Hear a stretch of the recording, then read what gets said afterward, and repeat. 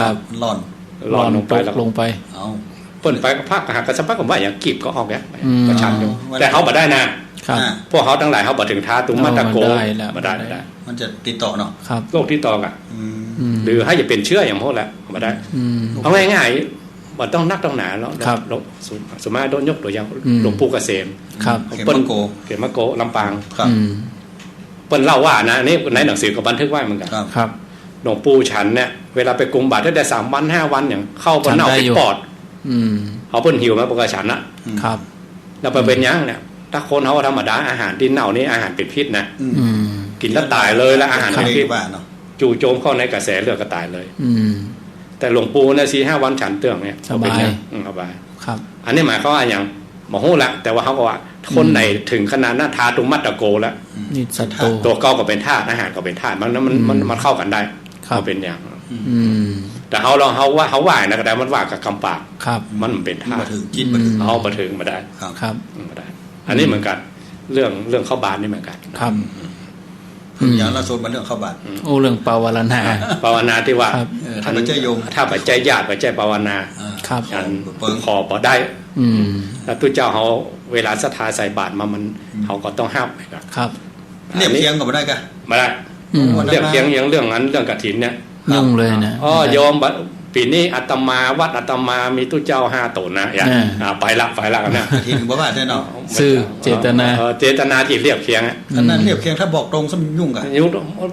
โมฆะเลยโยมปีนี้กฐาอาตมากฐินบ่มีแต่เลยน่ะจบเลยเนาะจบเลยโยมไปตามบ่ได้นี่บ่ได้ต้องเฮาภาวนาเองอันนี้เขาอุบแบบบ่ไว้หน้ากันเนาะเดี๋ยวตุเจ้าวันนี้บ่ไว้หน้าหมู่เดียวกันโลกจักเอาถูกต้องมั้ยล่ะเอาความถูกต้องแล้วภาวนาอีกอย่างหนึ่งคือศรัทธาเปิ้นที่เปิ้นปัจจัยญาติเปิ้นมาออกตัวว่าในภาษานี่ครูบาอาจารย์ขาดอย่างพ้องข้าพเจ้าจะภาวนาถวายปัจจัย4นะที่เกินกำลังไปอย่างอ่ะภาวนาไว้แล้วลืมก็ยุ่งก็ได้กินข้าวแดงๆอย่างที่ไหนอันนี้ลืมเจ้าของฟาร์มเลี้ยงม้ามีนะเคยได้ยินจันเล่าเตือนครับนี่มนต์พุทธเจ้าก็ขอไปจำภาษาหน่อยเนาะที่ในฟาร์มเก่าๆไว้ก่อนครับไปเสียลืมเอาลืมพระพุทธเจ้าว่าลืมนิมนต์เล่าไว้แล้วลืมบัดได้อุปถาพระองค์ได้3 เดือนกันโอ้ยังไงก็บ้านก็ไกลอ่ะที่จริงพระพุทธองค์จะไปกุมบาตรที่ไหนในโลกเนี่ยก้าวก็ถึงแล้วแต่ว่าพระองค์บอกพระอานนท์บอกไม่ได้เพราะว่าพระองค์ใจกรรมเกิดไปเป็นพญาเจ้าเมืองแล้วไปโคบกันไปปิดเมืองเปิ้น3 เดือนเพิ่นอดเข้าอดแน่กว่าในเมืองว่ะครับในที่สุดพอ3 เดือนก็มูลนักก็ย้อมกั้นเปิดประตูเมืองก็ได้กินได้ว่ากับคำนั้นอันนี้กลับมาเสี่ยงกันครับแม้แต่พระองค์นะพระองค์ก็ยอมนะต้องยอมเรื่องกรรมเนี่ยพระองค์ได้ฉันเข้าม้าอีกพระอานนท์ไปซอกเข้าที่เป็นเลี้ยงม้าในฟาร์มน่ะก็เอาแดงเนาะเข้าที่มันอุปถาเข้าชั้นเลวที่สุดที่เป็นเลี้ยงม้าเลยก็อย่างที่มันบ่ดีนะพระองค์ฉันถึง3 เดือนก่อนนะโดแล้วก็กินกับน้ำผักต้มประมาณเนาะน้ำผักต้มหมู่คนใจหัวน่ะกะหมู่คนใจที่อุปถากน่ะกะคนใจของเจ้าของฟาร์มเลี้ยงม้าครับเอาน้ำผักต้มน้ำผักกาดดองประมาณเนาะนั่นถ้าคนไหนได้ฉันผักกาดดองนะสุดยอดว่าเป็นอาหารพระพุทธเจ้าเนี่ยพระเจ้าฉัน3 เดือนครับอันนี้ภาวนาแล้วลืมเนี่ยมีเนาะมีเรื่องถ้าประธานบ่เล่านั่นเนี่ยเอามาตัวเนี่ยไว้ถามหรอกแน่จอบเคยได้ยินเพราะว่าท่านครูเพิ่นเล่าบางเรื่องแล้วเพราะเพิ่นจำได้ดีเนาะแต่เขาได้ยินเพิ่นเล่าว่าใครอยู่ได้ฟังครับอันที่จริงเรื่องออกภาษาเขาเน้นเรื่องตักบาตรเทโวที่จริงมันภาษาเดียวด้วยนะตักบาตรนี่นะ7ภาษาที่7ที่พระองค์ลงจากดาวดึงสวรรค์ที่จริงพระองค์จำภาษาถึง45 ภาษาอาจารย์พุทธเจ้าจำภาษาที่ไหนนักแต่เพิ่นแต่ละจุดละตีนะที่ไหนอาจารย์ว่าพระองค์จำภาษาที่ไหนนักแต่เพิ่นเอราวัณกะเชตวันที่กรุงสาวัตถีครับแล้วพระองค์ไปอยู่ที่กรุงสาวัตถีกี่ปีอ่ะประมาณประมาณถ้าจำภาษาจริงๆกี่ภาษาครับ20 ภาษามาถึงก็พระองค์ไปจำภาษาที่15 1 ภาษาแล้วก็ไปเมืองอื่นปีกมาแทนจนภาษาที่21ถึงจนนิพพานออกภาษาแล้วไปนิพพานที่เมืองไป อย่างก็พอเป็นเดือน3นะวันมาฆก็ไปโปร่งสังขารที่เมืองไผ่สาลีที่ปาวาราเจดีย์เนาะหลังจากนั้นก็ไปนิพพานที่กุสินาราครับอันเนี้ย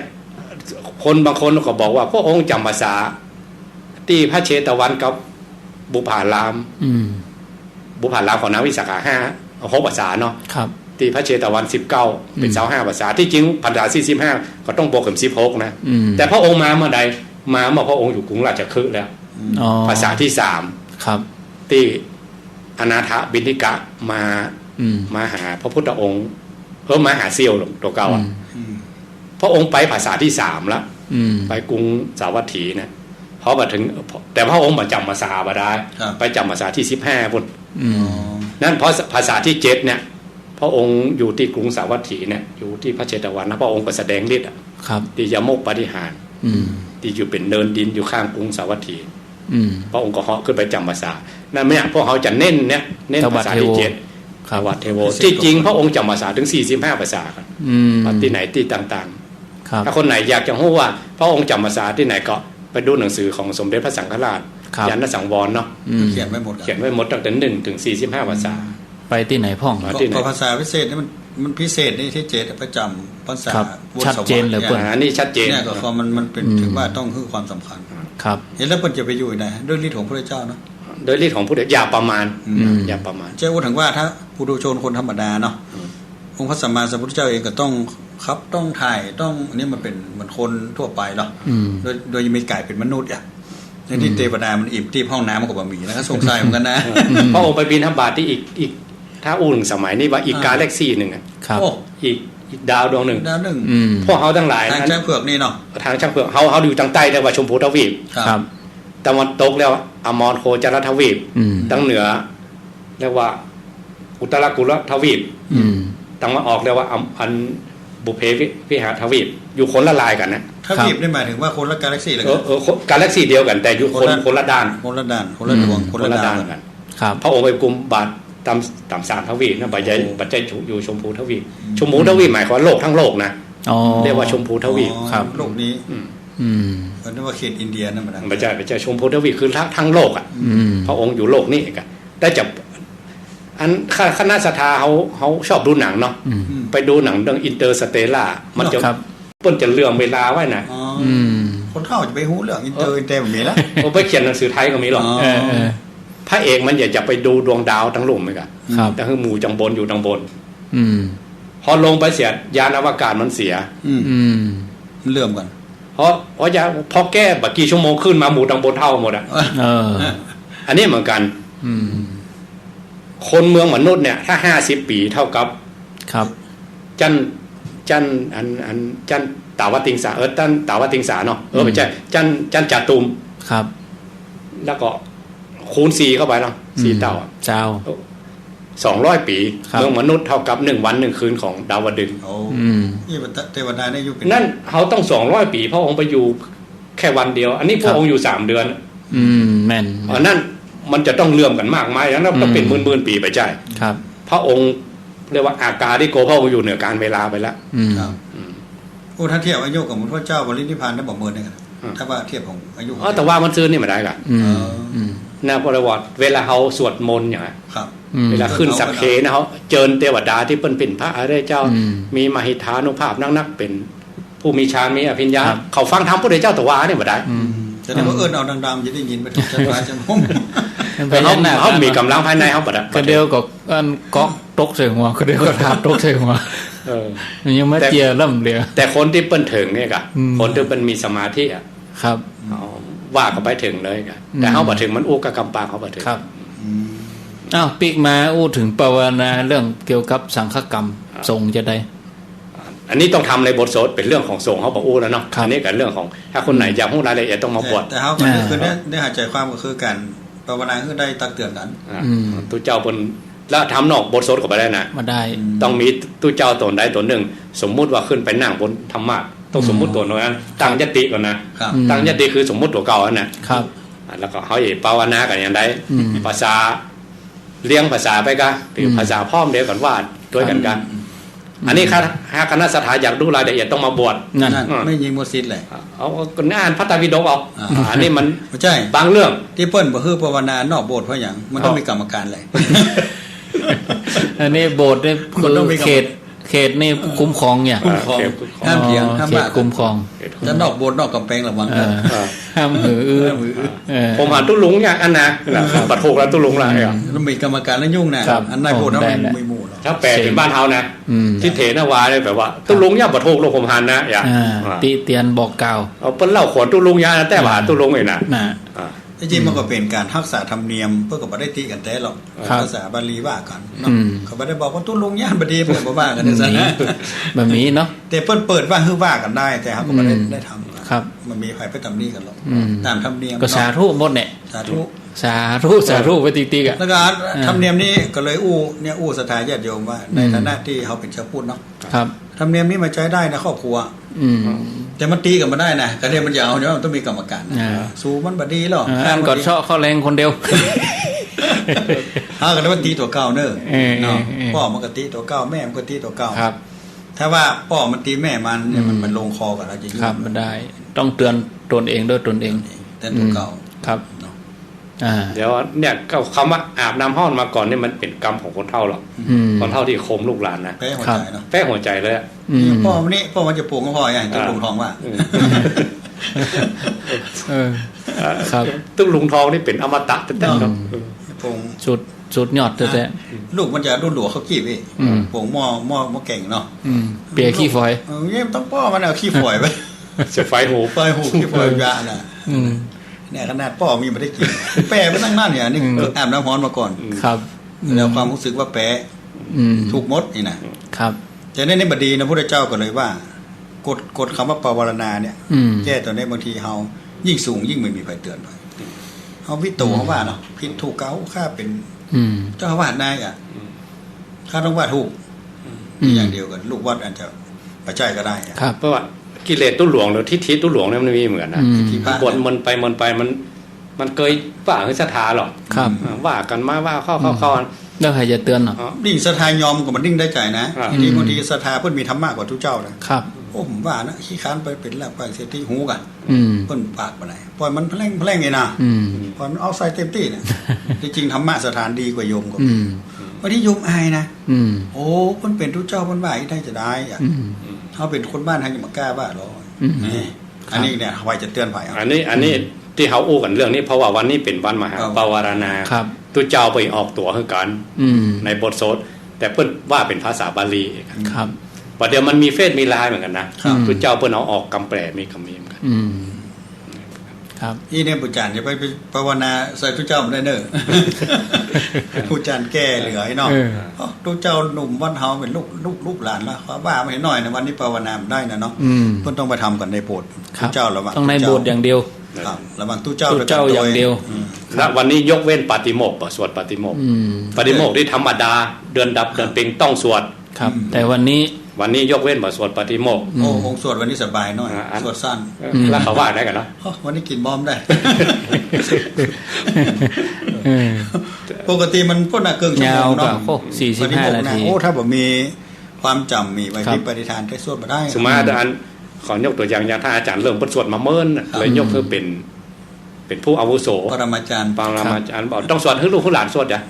แล้วก็ให้ท่านอาจารย์มาสวดวันสุดท้ายวันภาวนาก็พอละ ครับ ก็เพื่อจะได้กินบอมมันก็สวดมาจน โอ้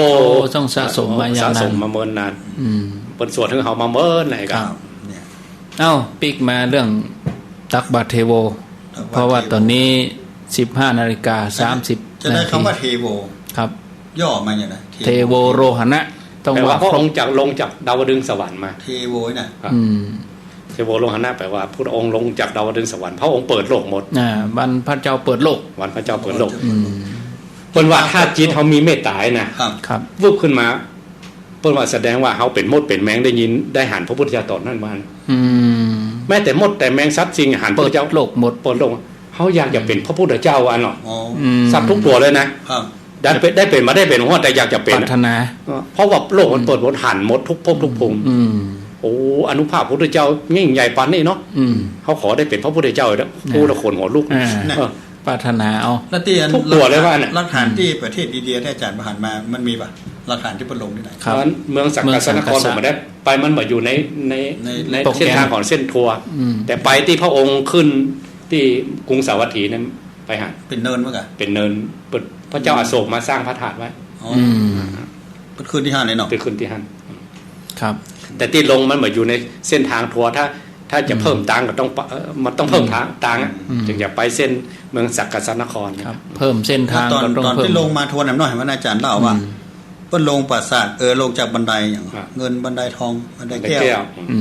อันถ้าซิดบ่มีครูนะหมู่นักวาดทั้งหลายฟังไว้เนอะ เขียนตามวิหาร ต้องเขียนอย่างอี้นะ อย่าได้ เขียนว่ามีต้องมีบันไดเงินบันไดทองบันไดหน้า ครับ ถ้าสีขาวล้วนนี่จบ จบเลยเสร็จแล้วซิด โป๊ดขันเลยเนอะ โป๊ดขันนะโป๊ดขันศิลปิน ใจประคบเนาะ อันนี้องค์ประกอบเรื่องบันไดก่อนบันไดเงินต้องอยู่ตรงกลางเนาะ บันไดบันไดแก้ว บันไดแก้ว แก้ว ครับมันสีขาวเนาะ บันไดแก้วพระองค์ลงมาตัวเดียวนะ อ๋อ ครับ สองข้าง แล้วด้านข้างด้านหนึ่งพระอินทร์ด้านหนึ่งพระพรหม ได้ยินว่า แล้วก็นำหน้าพระองค์มาคือนักดนตรี นั่น อันนี้ที่เขาเขียนส่วนมากบนนำหน้า ตุลิยะโดนตี อันหัวหน้าวงอัน หัวหน้าวง หัวหน้าวงดนตรีของสวรรค์เพิ่นมีหรอก อ๋อ อันนั้นหัวหน้านำทีมเลย นำทีอัน ครับ วันนั้น ดิดพิน หัวหน้าวงอินเตอร์เทนเมนต์เลยนะอันเปิ้นว่ากรรมคุณของสวรรค์นี่เพียบพร้อมหมด ครับ และงานของเทวดาเพิ่นก็มีเหมือนกัน หน้าที่นะ หน้าที่เวลาเพิ่นฉลองกันอย่างกันเนี่ย ครับ ต้องเจิญปัญจสีกรหัวหน้าวงนะ วัดวาที่จะทักบานผู้ต้องไปเอาละต้องไปเสาะ ต้องเป็นพินด้วยนะ สอสึกฮะ ต้องดีดพิน อ๋อต้องดีดพิน ซึ่งน้ำหน้าเนาะ ดีดซึ้งก็ได้มึง ซึ้ง เนาะ พินกับซึ่งนั่นกัน ครับ ถ้าอีสานกับพินเนี่ย เป็นธรรมเนียมของปัญจสีกร ดีดพินนำหน้าพระองค์ แล้วก็มูลนั้นตัวโก้นหมด วันนั้นตัวโกนหมด ครับ พญาอินทร์กับตัวตั้งข้าง พระอินทร์ตัวดังข้าง อ่า เทวดาอินทร์พวกหมื่นโลกธาตุแสงกลจักรวาลมารวมกับท่านหมด อันนี้ท่านเล่าว่านะครับ ต่อเพื่อเอาเข็มจี้นะถ้าหยาบๆนะจะบรรอดเลยว่านะ โอ้ อ๋อ เทวดา เทวดาอินทร์พลที่มาส่งพระองค์อะ ทุกอนุ ทุกวัน ครับ เดินบิณฑบาต แล้วมีความสำคัญอย่างใดกับหมู่เฮาเจ้าพุทธ พระองค์ก็เต้เรื่องบูชาสองอะ ครับ บูชา ที่อู่กันวันนั้นเมื่อคืนเมื่อวานวันนั้น ครับ ครับ ว่าเพราะคนมาตามกับตึงเมืองอะสมมติเดินนะอันเครื่องไม้ของหอมอย่างต่างๆ ดอกไม้ของหอมสูงเพียงหัวเข่าตึงเมืองอะกว้างเป็นโยดๆมัน ครับ คนกันมาตาม คน 12 กิโล โยดหนึ่ง16 กิโล 16 กิโล อันผมไปตอนที่พระราชทานเพลิงศพของหลวงปู่มหาบัวเนาะ ครับ 4 กิโลอะเส้นผ่าศูนย์กลางโค้นเต็มหมดเลย ครับ หน้าภาษาอย่างอันนี้ขนาดรุ่นหลังนะรุ่นพระพุทธเจ้าเขาไปได้หันพุทธเจ้าถึง3 เดือนง่อมขนาดไหนอะ แล้วก็ที่ว่าอันนี้นี่เป็นครั้งแรกการที่แปลงพุทธรูปไม่จัด ไม่จันเจ้าเมืองพญาเจ้าเมืองขึ้นเดินหาพุทธเจ้าไม่ได้พุทธเจ้าจะมาน้อเนี่ยก็คือศาลาเขาแกะไม่จันมัน ครับ เป็นผู้พุทธรูป แต่พุทธรูปงามที่สุดอะแต่ว่าพุทธรูปเนี่ยศิลปินตอนนั้นเพิ่งก็มีฌานมีอภิญญาเจ้าบ้านเพิ่งก็มีเหมือนกัน ครับ พอไม่จันหันพุทธเจ้ามาอายว่านะครับ พุทธรูปอาย พุทธรูปอายว่า ตัวเองบ่มีมหาปุริสลักษณะ ต่อ แค่เป็นผลงานของศิลปินเท่านั้น ครับ บักกล้าเหลือบดูองค์จริงของพุทธเจ้าจะยิ่งใหญ่ขนาดไหนวะ ครับ มหาปุริสลักษณะ32ประการอนุบายัญชนะ80มงคล108มีที่พระองค์หมด ครับ พุทธลีลาของพระองค์ ครับ จนอภิญญาของคนที่ทำพระพุทธรูปเนี่ย ครับ จะเป็นแกะโดยฌานโดยอภิญญายุคนั้นเนาะ ครับ จนพุทธรูปอายว่านะพุทธรูปที่แกะ อาจารย์ว่าประเทศอินเดียเนี่ยแขกมีหลายเผ่าหลายพันเนาะ อืม แล้วก็เผ่าที่งดงามนี่คือพุทธเจ้าจะอยู่หมู่นั้นกัน พระพุทธเจ้านี่ไม่ใช่แขก ไม่ใช่แขก พระองค์อพยพมาจากทางเหนือ ครับ ทางเหนือข้ามเทือกหิมาลัยแล้วมาตั้งเมืองน้อยๆอยู่กรุงกบิลพัสสมัยพระเจ้าโอกากราช ครับ แขกนี่คือหมู่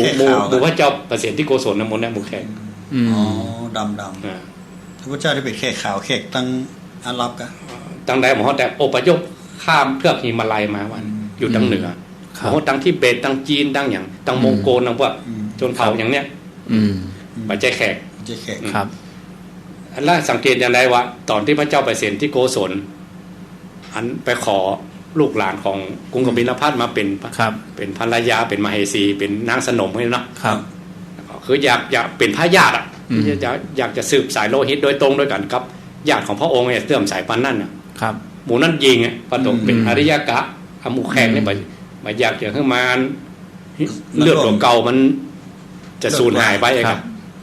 ยิงในสายเลือดเอาคนใจเข้าไปไอ้อะเนี่ยที่ว่าน้ำนมล้างตัวเองอันนี้มันจะยาวไปละเกิดโรคแต่ปีนี้มันเป็นพิเศษว่าตรงกับเป่งปุดบางคนปรากฏตักบัตรเป็นพูดอุปคุตเจ้าคืนเนี่ยอันนั้นจะเป็นธรรมเนียมทางเหนือเขาไปได้ครับอันนี้เขาเอาเรื่องภาวนาออกภาษาแล้วมันโยงอะไรเรื่องแต่มันผูกพันกัน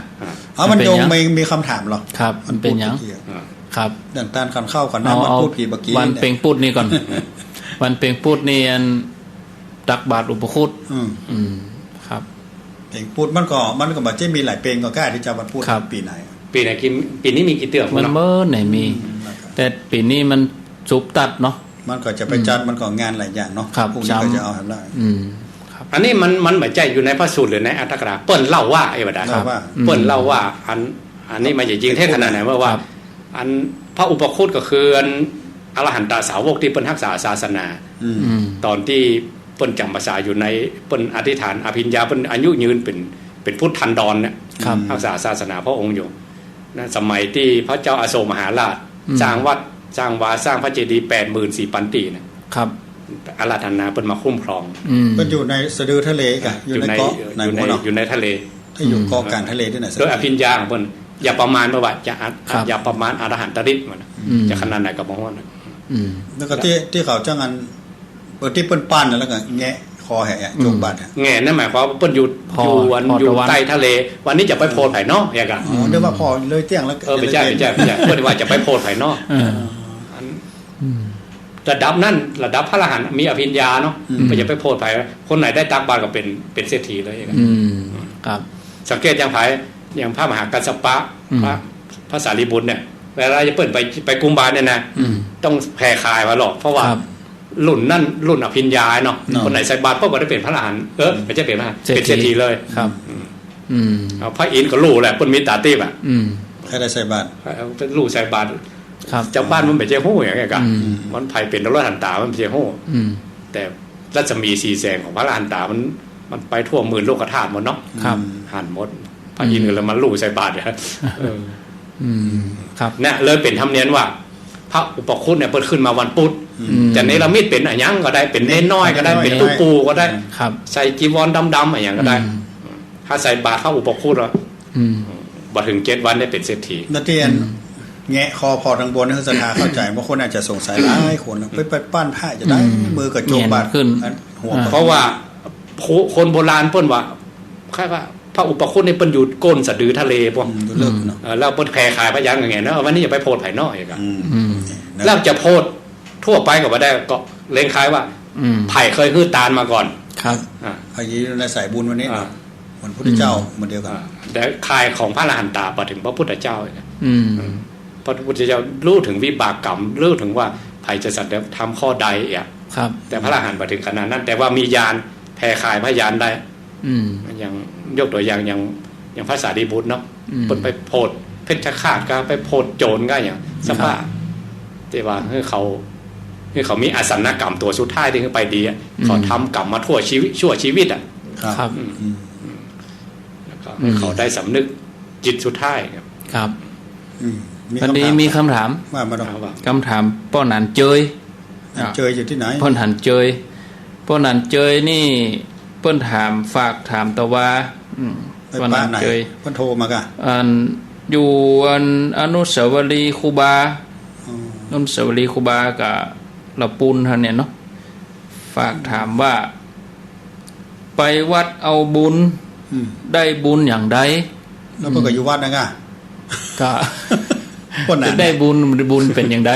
ก็เป็นนานมาเพราะมันอยู่มาตั้งเมือนตั้งนานเพื่อก็ถามเพื่อลูกเพื่อหลานได้ว่าเพิ่นก็เป็นนานว่าก็บุญเป็นได้อยู่มาตั้งเมือนก็ได้บุญอย่างนั้นแปะส่งรู้เจ้ากะบุญเป็นยังได้กิกใส่โอ้มันเลยขวดอันนี้เค็มๆมันอันนี้เอามาตาตุ้งลุงทองนะอันนี้สอนคนยังได้ฮะเป็นรูปธรรมหรอกครับเป็นรูปธรรมมารู้จักเอาคำว่าบุญก่อนลักษณะของบุญนิมนต์แปดมีข้าวว่า8 ทรัพย์มี2 ทรัพย์บุญทรัพย์1กับวัดทรัพย์1วัดดอเด็กเนี่ยแปลวัดจิตวัดใจกันนี่ก็วัดตระแปลว่าข้อปฏิวัติวัฒนะแปลว่าเจริญ แต่ตัวสุดท้ายคือวัดตาสงสารข้ามโพนวัดตาสงสาร คำว่า เมื่อเขาเข้าวัดเนี่ยเขาได้บุญให้ถึงระดับใดเนี่ย เอาลักษณะบุญก่อนว่าคนเฮาเขาได้บุญเนี่ยบอกว่าทำแล้วได้บุญอย่างนั้นวันนี้ประธานขันข้าวแล้วเปิ้นไปฟังธรรมเขาไปแล้วเปิ้นออกภาษาไปมาแล้วแล้วน่ะเป็นบุญเนี่ย บุญเขาวัดจิตใจวัดตัวเนี้ยวัดดอเด็กเนี่ยวัดจิตใจเขาจะอย่างไรห้องมีโคตรมีเกียรติเต่าเก่ากะหรือมีตุ๊กเต่าเก่ากะเขามีความสุขขึ้นมามอกใดดีขึ้นก็ดีขึ้นก่อนโลดโกรธลงเขาโลดลงก่อนเปิ้นเทียบว่าบุญคือความอิ่มใจความสบายใจความมักกินแหน่งใจได้ก่อนอันนี้ก็ได้เพราะว่าวัดแต่ละมันต้องมาพ่วงกับตัวแรกหรอกไปวัดได้วัดดอเด็กคือเขาวัดใจเขาว่าใจเขาจะกับเพิ่มขึ้นสูงขนาดไหนเกวัดขึ้นมาหรอกใช่ว่าวันนี้ไปวัดแล้วปิ๊กมาโอ้ทุกเจ้าว่าอันอีบ่ม่วนอย่าปิ๊กมาอ่ะอันนี้วัดใจเศร้าละกะเศร้าบุญก็ลดละเป็นแม่บรรทัดลดลงไปแล้วนี่อุตส่าห์ด่ากันเข้าไปจัดดีมันว่านะครับวันเกิดจะใส่ KFC สักคำมั้ยบ่ได้สักคำได้บุญลดแล้วเนาะลดแล้วอันนี้เพราะนั้นมันต้องตองใจวัดตัวแรกมาได้ครับวัดตัวแรกมันจะต้องตองใจตัวเก่าว่าอย่างพ่อที่ถามมาสมมติว่าพ่อวันนี้เปิ้นจะตานกฐินน่ะโอ้ขึ้นขตานกฐินปีติแล้วเนาะ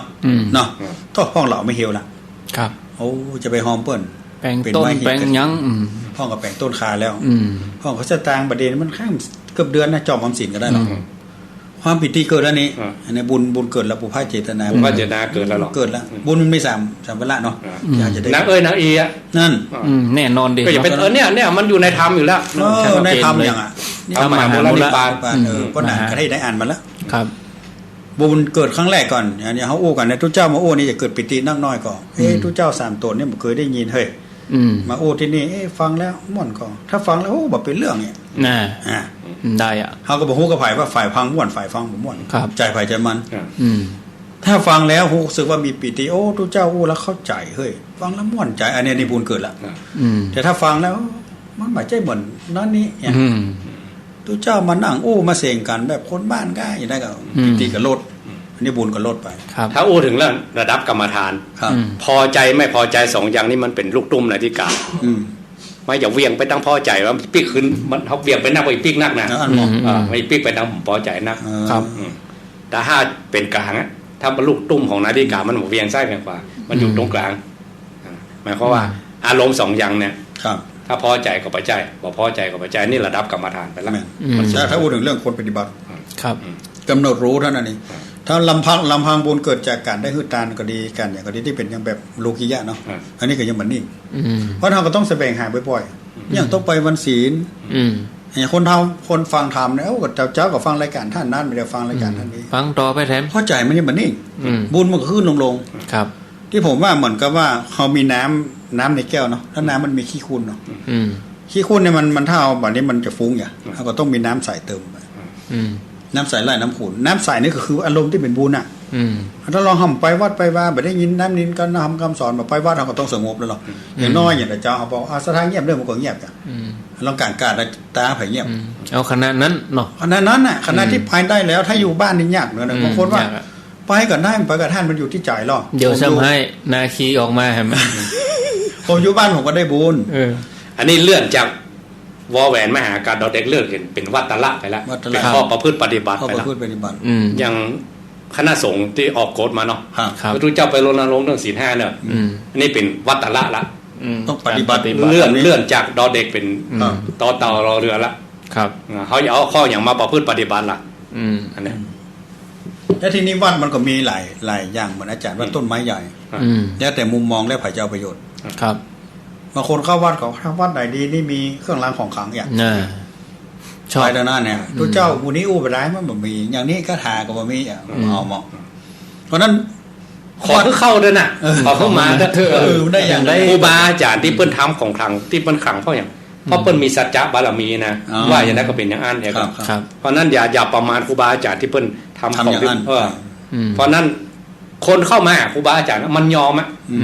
ครูบาว่าจะไปย่ายมันเหมือนย่านะสัจจะหรอถ้าประเด็นนี้เอายันลูกนี้ไปห้ามกินเหล้าเด้อเนาะยุดเลยห้ามผิดลูกผิดเมียเพิ่นเด้อห้ามอีมันก็ถ้ามันเชื่อผมบ่ทำเลยเพราะผมเชื่อสบายในการถือศีล5นั่นนี่ถ้าชอบอย่างอันก็ไปในนั้นได้ครับ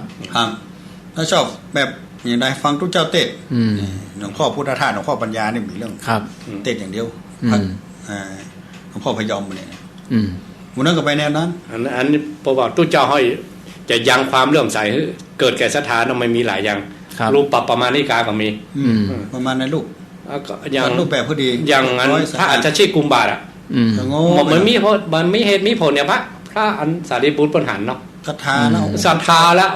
ชีวิตทั้งชีวิตทุ่มหมดเลยอ่ะกล้าหันปฏิปทากล้าหันเตียวกุมบาทอ่ะโอ้สุดๆเลยเนาะมีไฟต้องได้เตะได้ยังเนาะโอ้บัเตะยังมีเด้อยังมาได้อู้ได้จ่ากันเด้อศรัทธาแล้วศรัทธาครับอันนี้ประมาณในรูปประมาณในรูปประมาณในเสียงเนาะเสียงยังครูบาจากประเทศเมืองเด่นทำเมืองที่เอื้อนเสียงจริงๆต้องใส่แลกอ่ะ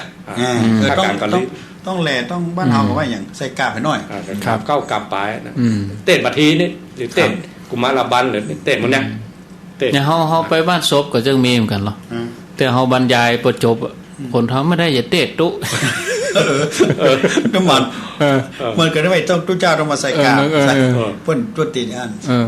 ตู้อู้คนเดียวนี่ไม่ได้อย่าเตะมันทำมาบรรยายนั่นนะเนาะครับบางคนก็ประมาณในเสียงในรูปในกลิ่นมีกันอันนั้นมันจะประถูกต้องแล้ว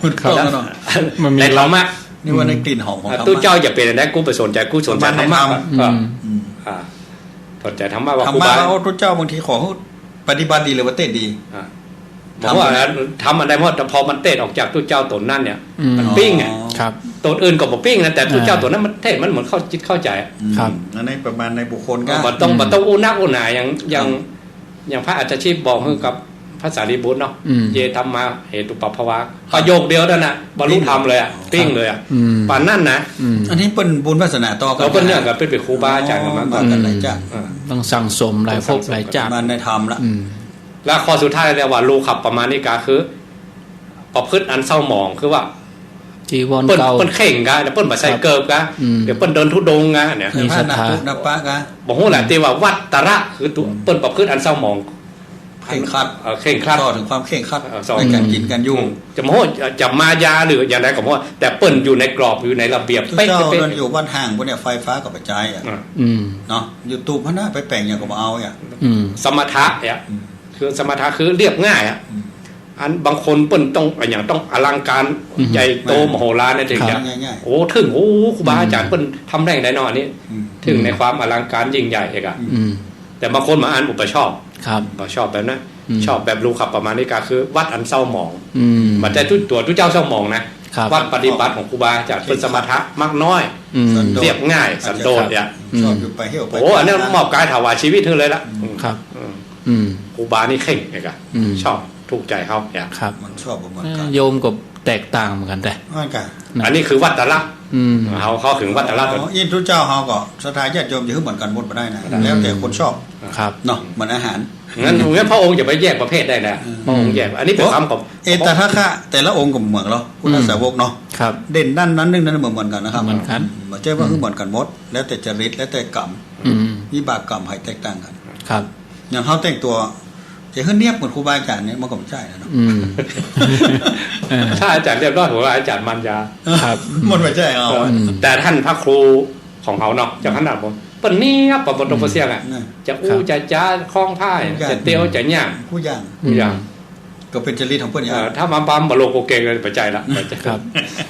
อ้าวอันนี้ก็ไม่ใช่บ้าหมดไปเสียงอย่างเพียงบ้างผ่านยังวัดตระวัดตระผ่านไปวัฒนะวัฒนะคือจิตใจเขาจะเลิศขึ้นมอกใดเขาวัดยกจิตยกใจขึ้นสูงก็เอาไปมาเอาถามว่าอย่างพ่อหนานพ่อถามน้องข้าตัวเก่ากันเนาะเป็นเด่นก็เป็นละทุกเจ้าก็เป็นละวันนี้เขาเป็นนานนะอย่างถ้าใจเขาลึกซึ้งในธรรมก่อนทำบุญเขาซื้อว่าใจเฟื่องฟูก่อนแรงศรัทธาขึ้นก่อนแรงหันคุณค่าการเข้าวัดเข้าวาก่อนจะได้ยินข่าวตู้เจ้าพระสงฆ์มาเดียวอย่างนั้นอย่างนี้ตุ๊บๆต่อมๆโหดๆขึ้นๆลงๆมาไขหม่อนผ่านเลยผ่านหมู่เลยนะผ่านหมู่บอกเข้าวัดละตู้เจ้ามาเดียวหม่อมมนตะก้อนเฮ้ยน้องมันหน้าไหวหน้าใสอ่ะไปพอมุมเดียวนั่นใจตัวเองก็ขึ้นลงๆแล้วครับแต่คนที่ศรัทธาก็ยิ่งศรัทธาขึ้นกันนักนะไปพอสำนักปฏิบัติที่ครูบาอาจารย์เนาะเอาง่ายๆสำนักวัดพระธาตุเจ้าศรีสมตองโยมบางคนทุ่มทำบุญโอ้โหเป็นหลักร้อยล้านก็มี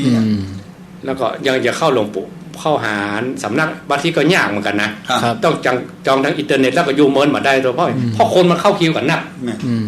แล้วเขาก็บอกว่าเขายังมาสร้างสำนักปฏิบัติค่อยๆมามันมีครูเนี่ยกันครูก็สำคัญนะมันต้องมีครูเขามีครูก็คนก็เฮอไปไปก็มันก็ได้ผลจริงๆอ่ะเพราะเปิ้ลเป็นครูจริงๆเนาะมันก็ได้ผลจริงๆแต่ว่าประกอบเวลาน้อยมั้งเขาได้ข้อวัดปฏิบัติข้อประพฤติเนี่ยแล้วเอาไปทำเองถ้าอย่ามาปฏิบัติใหม่ก็ต้องสมัครใหม่เพราะคิวมันคนอื่นจะมาแถมคนอื่นจะมาสรุปแล้วถ้าบุญคืออย่างอันเนี้ยตัวแรกวัดจิตวัดใจตัวที่สองข้อประพฤติปฏิบัติตัวที่สามเขาเจริญขึ้นหมอกใดเนี่ยที่วัดกับเขาจะได้บุญอย่างไรแต่ตัวสุดท้ายคือวัดตาสงสารอันนี้ของพระอริยเจ้าละเขาหมอกใดกับมันยาวนานเหมือนกันนะเพราะนั้นการที่เขาไปวัดก็อย่างนี้ไปเพิ่มวิธีการไปเพิ่มขบวนการให้มันเบื่อถ้าอยู่คนเดียวเขาบอกโอ้เขาบอกมีหมู่เขาบอกมีกู้เขาผ่านมันมีครูบาอาจารย์มันยากตั้งใจเป็นดาวกระจ้างเนาะมันคำทางประทุครูนี่สำคัญพระอานนท์เกิดขึ้นมาในใจเหมือนกันนะเกิดความในใจคือทำไมว่าถ้าเขามีกัลยาณมิตรหรือมีครูที่ดีเนี่ยคงจะช่วยพรหมจรรย์เขาได้เกินหนึ่งละวันนะครับแต่เปิ้ลก็หาคำตอบมาได้นะมันจะถูกจะผิดก็โมไปถามพระพุทธเจ้าพระองค์ว่าเธอจะพึงกล่าวอย่างนั้นก็แปลว่าพระอานนท์คิดประโทษกันเนี่ยเป็นสำนวนของพระพุทธองค์แล้วกันเนาะพระองค์ก็บอกว่ากัลยาณมิตรหรือเพื่อนที่ประพฤติพรหมจรรย์หรือครูบาอาจารย์ความหมายอันเดียวกันนะมันได้เซียวประกอบกันหัวกันจะนะอันนี้คนแนะนำเป็นครูเนาะคือทั้งหมดของพรหมจรรย์นี่ก็ไม่ใช่เด้อไม่ใช่ทั้งหมดเลยแล้วพระองค์ก็อุปมาว่ามากัมมาเจ้าอ่ะแต่วันไม่ออกมาวันเขาว่าตีฟ้าโยกเนาะภาษาแสงเงินแสงทองตามภาษากลางว่าฟ้าสางแสงเงินนี่ภาษาตุเจ้าว่าฮิรัญญารุณแปลว่าสีเงินสีเงินกันว่าตีฟ้าโยกล่ะอันเดียวสีแดงขึ้นมาละเป็นนั้นว่าตะวันต้องออกบอกเป็นอย่างอื่นแน่นอนเลยมันต้องเป็นบอกเป็นอย่างอื่นละตะวันต้องออกแล้วพระองค์ก็บอกว่าเหมือนกันคนไหนที่มีศิษย์มีครูเนี่ยคนที่มีครูมีกัลยาณมิตรเนี่ยมรรคผลนิพพานต้องตามมาแน่นอนบอกเป็นอย่างอื่นปานนั่นนะความยิ่งใหญ่ของครูจะเว้ยว่ากำจะต้องมีครูเพราะเป็นยุคเขาต้องมีครูเหมือนเช่นปัจเจกธรรมะของพระพุทธเจ้าเขาไปเจ้าพุทธเจ้าที่หู้เองนี่ไปใช่ต้องสืบความสอนต้องสืบกันมานาทีนี้ที่ไหนให้จะมีครูส่วนนึงก็ต้องไปวัดต้องรุ่นต่อรุ่นกันมาแล้วแต่ว่าบางทีครูบาอาจารย์ที่เปิ้นเป๊ะทุกอย่างถูกต้องตามทุกอย่างบัจจัยวาสนาเขาหรือว่ามันได้ครับนี่ก็ต้องเลือกวัดธรรมะกันสมมติว่าถ้าสมมติว่าเขาเป็นศรัทธาวัดนี้ก็จะต้านวัดเนี้ยอย่าบางคนว่าหรอกพระเจ้าองค์เดียวอย่างเดียวกันนะพรบทเดียวกันนะก็ต้านเนี่ยกันอย่างอันนี้เรื่องสังคมหรอกจะหนีว่าตัวเก่าอ่ะว่าตัวเก่าต้องว่าตัวเก่านี่ต้องไปเพิ่มว่า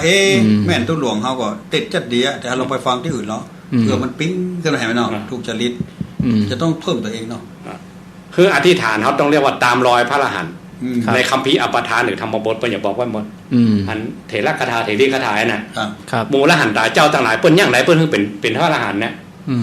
อย่างอาจารย์อ่านแต่ชาดกในเรื่องของพระพุทธเจ้านะบางทีก็ยังความเลื่อมใสแล้วอันนะเขาปฏิบัติมาถึงมันเกินกำลังแต่ถ้าระดับสาวกเนี่ยว่าสาวกของพระองค์ที่เปิ้นอย่าเป็นตัวอรหันตาเปิ้นเป็นกันได้อย่างใดในคัมภีร์อปทานเปิ้นบอกไว้หรอกเปิ้นยังไงแล้วก็เวลาเปิ้นปรารถนาเปิ้นทำบุญ7 วันทำบุญก่อนตั้งใจอธิษฐานอาจารย์ได้อ่านออกประวัติสาวกต่างๆครับมีให้ปรารถนาไปจะว่าจู่ๆไปขอพระพุทธเจ้าไปใช่นะสร้างเหตุก่อนทำมหาสังฆทานนิมนต์พระพุทธเจ้ามีมนต์ตุเจ้า500มีมนต์ตุเจ้า 20,000 ตนมีพระองค์เป็นประธานทำบุญ7 วันพอวันที่7กับการต้องกล่อมเข้าไปแล้วหรอถ้าเทียบบ้านเฮายุคนี้สมัยนี้ก็ต้องอย่างนั้นเหมือนกันเขาทำสังฆทานใหญ่ๆกับวัดวาอารามที่เปิ้นมีตุเจ้านักๆอย่างหนึ่งกับเวลาตุเจ้าเปิ้นเข้ากรรมหรือตุเจ้าเปิ้นชุมนุมกันนักๆอ่ะพอเปิ้นพกครบข้อของเปิ้นพอดีวันสุดท้ายก็ยามหน้าหมายตาโดยอานิสงส์ที่ข้าพเจ้าทำมหาสังฆทานมา7 วันอย่างวันนี้ได้ว่าเปิ้นนั้นไปเลี้ยงเพลเนี่ยก็ได้นะครับเพลตุเจ้าลงโบสถ์วันสุดท้ายอ่ะก็ได้นะครับตุเจ้าลงโบสถ์ชะทาไปเลี้ยงเพลเนาะหรือวันพุธที่เปิ้นตักบาตรเทโวตุเจ้าเป็น100 เป็นพันตักบาตรแล้วก็หยาดน้ำเลยหยาดน้ำลงดินเลยเอาตอนนั้นเลยอย่างน้อยมันต้องเป็น100 ตนก็มีถ้าอาจารย์มีที่ไหนพ้องที่ว่าตักบาตรเทโวโดยสะเก็ดวัดพระธาตุโดยสะเก็ดแล้วก็วัดฝายหิน2ครับเต้าติฮู้น่ะตั้งใจฮู้ในเวียงเนาะครับของเฮานี่ก็วัดพระธาตุน้อยครับหนองเจดีย์ก็ที่ม่อนปูอินครับวั พระธาตุสีจอมตอง ที่ดังระดับประเทศ อุทัยธานี ครับ อ๋อวัด ครับ วัดสระบุรีนะครับ อุทัยธานี เปิ้นว่าเปิ้นเป็นวัดสังกัดสนครเลยหรอก อ่าครับเปลี่ยนชื่อวัดไปเลย มันใช่พระบาทสระบุรีก็วัด ใช่ ว่าแจ้งคนนั้นเตี้ยนี่อยู่อุทัย อุทัยครับครับเอาพานแล้วบอกจะ4 โมงละ เอา อ๋อ คำถาม เขาถามว่าโอ้ยว่า เขาถามว่า เขาวัด แน่ใจ แล้วได้บุญอย่างพ่น ครับ เพราะว่าบุญ4อย่างนี่นะ ลากยาวเลย ลากยาวเนาะ ครับข้อที่2อันนี้อยู่อำเภอแม่ออน ถามว่าเขาเป็นแม่ลูกตายไปแล้วจะตามทำให้ลูกได้ก่อมีคนมาทักท้วงว่าแม่ตามทำให้ลูกจะบ่ได้ต้องให้หลานหรือคนอื่นตามแล้วผมก็เลยอธิบายว่าอันยังจะสำคัญต่อสายโลหิตระยะแล้วก็ครูบาอาจารย์อธิบายต่อนิมนต์ครับอันที่อาจารย์ว่าก็ถูกแล้วที่พระเจ้าพิมพิสาร ครับเปิ้นตาให้สายโลหิตของเปิ้น อืม ตั้งแต่พุทธเจ้าปุตสะอุณาเมินแล้วนะ เหมือนข หมู่ นาด นี่ทำบาปทำกรรมรักกินของโสง ครับ หลายเจนพุทธเจ้า เราเจนพุทธเจ้ามาแล้ว ครับ 91มหากราบมัน โอ้ พุทธเจ้าถึง6-7พระองค์มา ครับ ไปถามตนได้กับโพดบ่ได้เตื้อ ไปหาพระพุทธเจ้าก่อนนะ ตนแน่ไปก่อน รอทนแน่พอกัน โอ้ยก็รอคอยแถม และถ้ายุคเขาปัจจุบันเขาเอาอย่างเป็นเกณฑ์ ครับ ลอง12เป็นขอนิมนต์ทุกเจ้าเปิ้นเทศเปตพี เป็ดตะพี อ่าเปิ้นจะเปลี่ยนกู้ๆนะ ผัวไปหา พ่อ เมีย ไปหาลูก ผัวไปหาลูกก่อน ลูกก็ไปหาพ่อ ม ผัวไปหาเมียเมียมาหาผัว ปีไปหาน้อง พี่ไปหาน้องเปิ้นจะมีเกณฑ์กู้ ครับ มันเพราะมันอย่างเพราะมันญาติเขามันใกล้กันหรอก อ่า มันนึกถึงคนนั้นก่อนน่ะ ครับโอ้ยง่ายอย่างคนเจ็บคนเป็นเหมือนกันนะเอ้ยห้องหาแม่มึงเหรอแม่ช่วยกับแม่ช่วยกับเจ็บเตียงยังอ่ะห้องหาแม่น่ะอยากเขาก็เจือดในธรรมเปตพี เชื่อในธรรมเชื่อในที่ครูบาอาจารย์ ที่เปิ้นได้รจนาไว้แล้ว ที่ว่าเนี่ยมันเป็นกรรมข้างนอก เขามาทักท้วงเนี่ย ว่า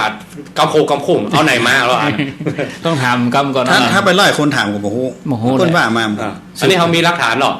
วันไหนทำเปตพีเป็นกู้ ครับ เขาไปได้ว่าเปิ้นว่ามา ถ้าตัวเก้าบ่มีญาติเปิ้นว่าเพศผีเนี่ยไปหาครูบาอาจารย์ที่เปิ้นนั่งกรรมฐานเก่งๆมีนะ ไปบอกไปกล่าว ว่าตนผู้มีกรรมฐานแก่กล้าว่าเขาเป็นเพศเป็นผีเนาะขอไปบอกญาติพี่น้องเขากำเนิดอ่ะ ครับ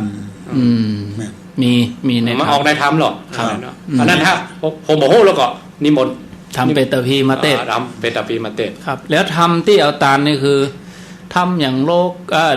วิสุทธิญาณกะทำมาลายผลโลกกะทำหมู่นี้กะ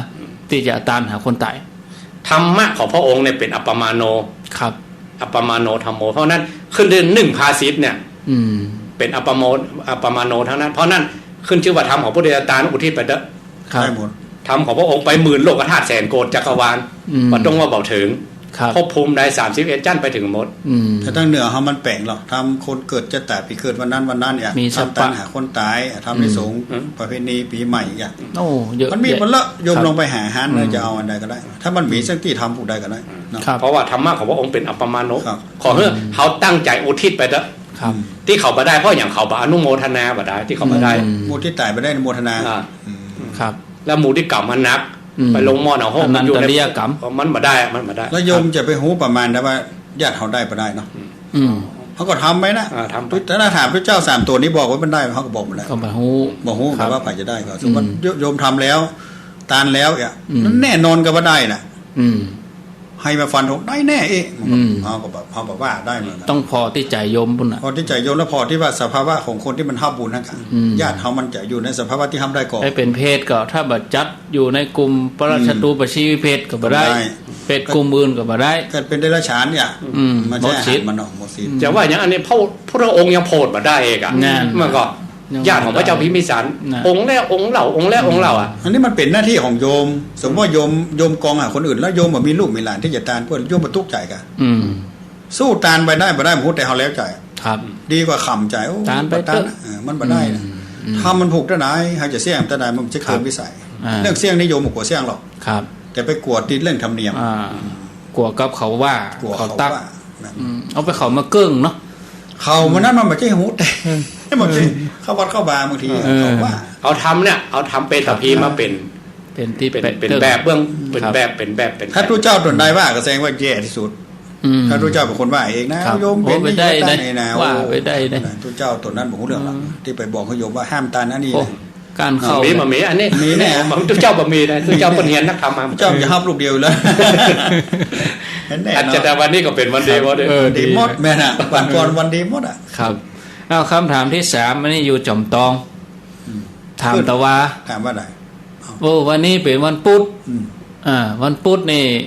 ตานขันเข้าอีกนะตานขันเข้าที่นี่ก็คนจะหลายคนจะนักจะหลายก็เลยตานวันดาเมื่อตานไปแล้วก็มีคนตักขมะยังมาไปแบบเหมือนเปิ้นไปวัดเนี่ยเหมือนเปิ้นแล้วไปตานวันนี้นะมันพ่อแม่จะได้กินของบูดนะอีนี่มันต้องตานวันนี้ต้องตานวันนี้ถ้าตานแต่ว่าวันดาเปิ้นเนี่ยมายื้อพอวันนี้มายื้อพอวันนี้มันหอนึ่งบูดเนาะนี่หมดแล้วจ้ะโยมเฮ้ยทุกเจ้าในฉันถึงวันวันนี้นี่แบบแปรแล้วของน้ำนองตัววันพูกน้ำแห้งกันเลยเอ้าเนี่ยได้มีแต่คนขั้วโหเลยที่กินของบูดกันเนี่ยคนเนี้ยกับเจ้าแน่ได้กินของบูดของบูดอาจารย์ว่าไผ่เป็นต้นตำรับกินของบูดไผ่รัฐบาลพยายามก็เปิ้ลเป็นลูกมหาเศรษฐีเนาะครับพ่อแม่เปิ้ลหมูบดปดท่วงโอดเข้าเสี่ยวมันบอกพ่อแม่คือมันบดแล้วถ้ามันบดมันตายแท้แน่จำเป็นเนาะเขาบดแล้วก็ไปประพฤติปฏิบัติคราวนี้เปิ้ลไปกุมบาทเนาะคนใจเปิ้ลเอาของกินที่เหลือๆจะไปฝากเลยอ่ะถ้ารัฐบาลผ่านมาเอาไปไหนนะไปฝากเอามาใส่บาตรอาตมาแต่ว่าถ้าไปถึงของพระอรหันต์อาหารตะลิดเนาะกลายเป็นธาตุมัตตะโกหมดเองอ่ะหลวงพ่อเกษมไม่ว่ากินไหนครับแต่คนเขาไปได้เนอะได้กินก็ตายเพราะนั้นในโลกของวิญญาณจะมีว่ากินของบูดอันสมมติว่าลูกหลานตาลวันนี้ได้กินของบูดก้าวันพุกมันต้องมาวันศีลก้าอย่าพูดขึ้นอย่างนี้อันนี้สุมาแต่ไปแจ้วานดูลาบแล้วล่วงพระรัฐบาลไม่ใจนะในตำรามันมีจริงๆแต่พอถึงมือของพระรัฐบาลโดยอาหารตะลิดเนี่ยกลายเป็นแก้วเป็นแซงกินทาตุมัตตะโกไปแล้วกลายเป็นของวิเศษยิ่งกว่าของวิเศษอีกอันนี้คือถ้าว่าญาติของคนที่ตายไปเนี่ยอยู่ในสภาวะที่ดีมันก็ไม่มีปัญหาเนาะแต่ถ้าเขาอยู่ในสภาวะที่เป็นเปรตเป็นผีเนาะที่จะฮับได้เนาะมันจะบูดได้วะครับแต่เพศบางพวกอ่ะมันกินของดีมาได้มันก็เป็นมันมีเหมือนกันหรอมาเพราะว่ากรรมวิบากของมันไปคุยกินของบูดของเน่ามีเหมือนกันหรอไปอ่านเรื่องเปรตวัตถุอ่ะครับมันถึงมีหั่นหมดมีสปะ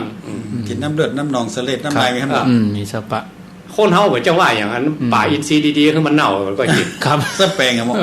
ป่าดีๆคือมันเน่าคือเป็น5แปลงป่าส้มป่ามีหมาตัวนึงที่วัดของมันนะครับมันไปลากไก่ออกมาแล้วมันไปมกเอาไปมกไว้ก่อนเพราะมันเหม็นแล้วมันมาคุกกิ้งเกือกแล้วมันไปอวดหมู่อื่นแล้วก็โชว์ผลงานต้องมันเหม็นด้วยนะแต่มันอวดไปแกว่งหางว่าตัวนั้นตัวนี้เนาะมันก็มีของมันมีของมันเนาะเพราะนั้นจะโยมจะกังวลก่อนเรื่องนี้บางทีเขาเพราะว่าของที่มันบัดดีบัดดังนะเป็นอาหารที่พวกภูมิต่างๆที่กับมันกั้งมันบางมันมากินได้ของดีมันก็กินมาได้แต่เขาต้องห่วงสุขภาพทุกเจ้าไปกันแม่เนาะการวางการนี่มันบ่หลายตลอดโอ้พระเนรก็หลายวันนี้ตาลมาโอ้จับพอดีอ่ะเลี้ยงได้พอดีตกมาแห่งวันศีลใหญ่เหลือเบ้อเลยช่ำมาวันนี้วันพุธผีไปกินแฮมเมาะเลยบ่ได้ทานอันนี้พ่วงกับแกงโฮกก็ได้แต่กี้นะโยมที่วัดมีแต่ว่าตาลแต่ว่าวันนี้เหรอวันพุธมันเป็นวันพุธท่านเนี่ยผีไปกินมันก็บอกว่าวันพุธมันเป็นวันพุธของหูละอย่างโยมผีไปกินคะทุกเจ้ากินเยอะเนอะว่า